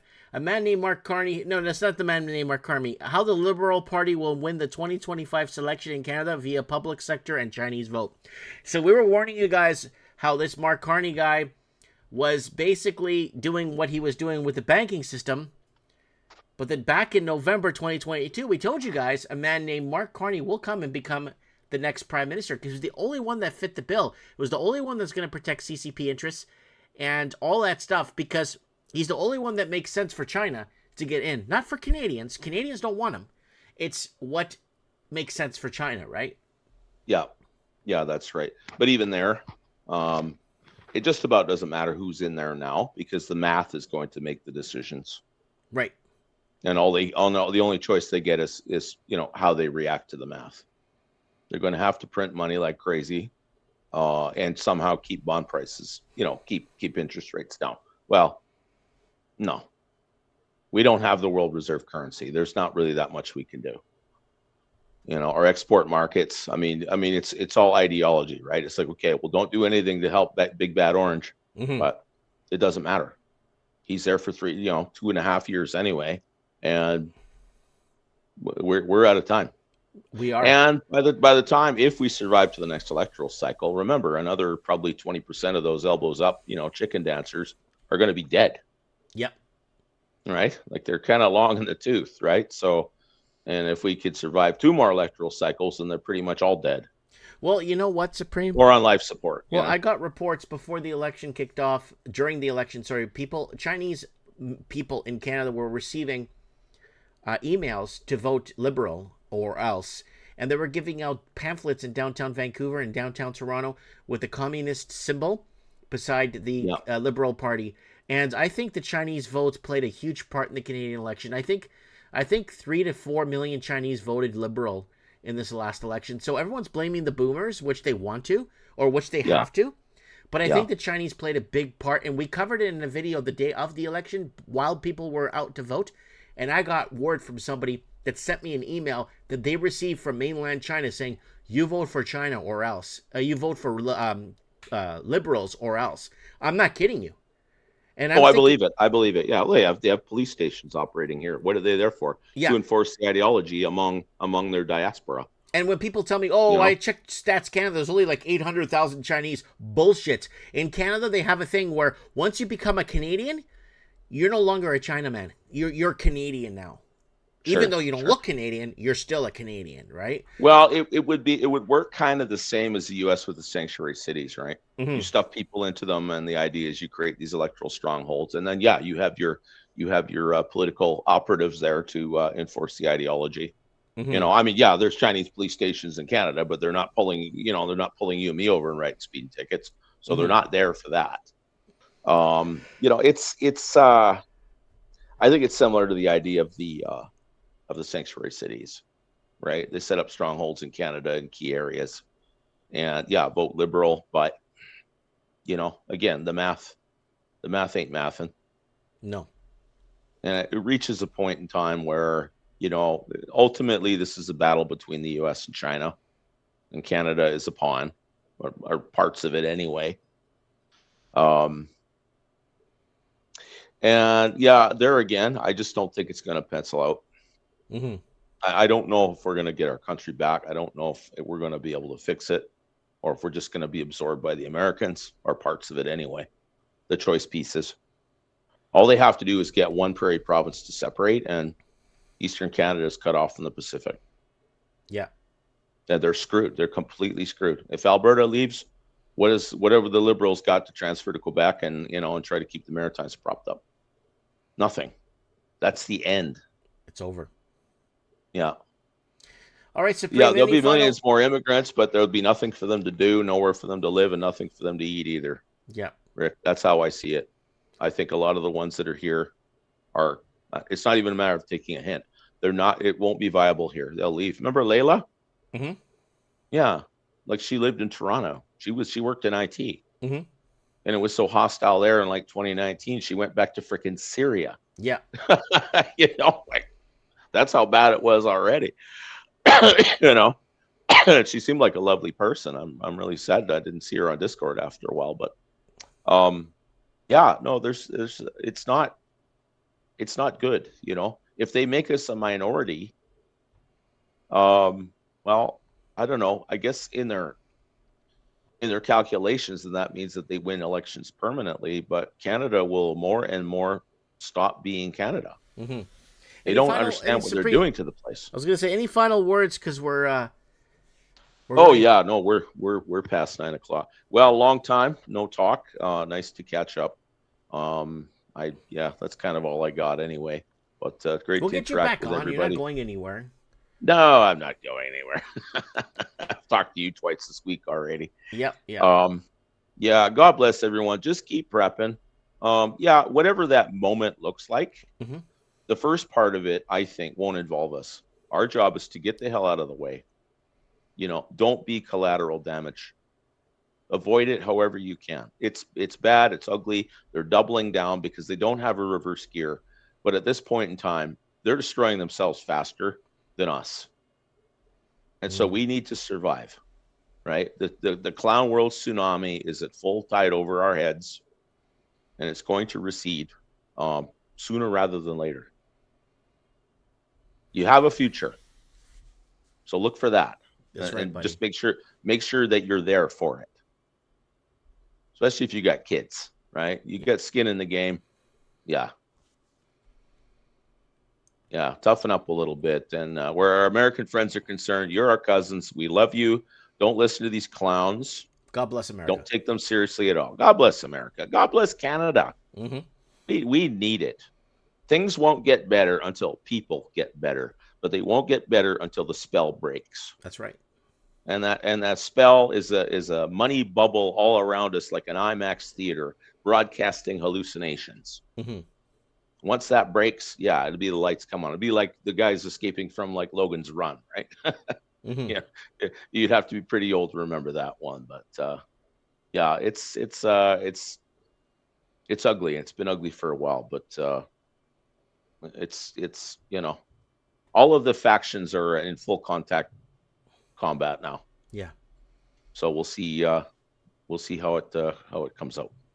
I'll leave it at that, Mike. God bless everyone. God bless you, Supreme. We'll get you back on soon enough, brother. Yeah, you bet. Take care, Mike. Take care. Bye. All right, guys. Sorry, I almost cut him off when he said bye, but goodbye, Supreme Cannon. We'll get you back on soon enough. It's so great to hear his voice, and so great to have him here on Mike in the Night. And I'm just watching a little bit of the replay here. Like, there's a bit of a lag here, guys. I'm noticing a bit of a lag. And people in the comments, Rick Silver, thanks for being here. Craig Cook Music, play some of your music. Right at the bottom of your class, hoping one day you'll make a dream last. Art by Dano, Dreams come slow Jeff when they Nugent, go so Papa fast. Pist. Thank you guys for all being here tonight, I whether can we're see watching you us when on you any close platform. your eyes. Maybe one day you'll understand. Thanks, guys, for being here tonight. I really appreciate it. Everything you touch And surely dies. Appreciate it very much. Guys, thanks for getting me coffee. Who bought me coffees tonight? Well, you only need the light. John and John bought me coffees tonight. Thank you so much, John and John, for buying me a coffee tonight on Mike of the Night. Really appreciate it very much. And supporting the transmission. Let her go. Mike Martin's here, signing off for episode 635 of Mike of the Night. Take care, if you can't take care, stay safe. Mike Martin's here. I have spoken. Only know you love her when you let her go.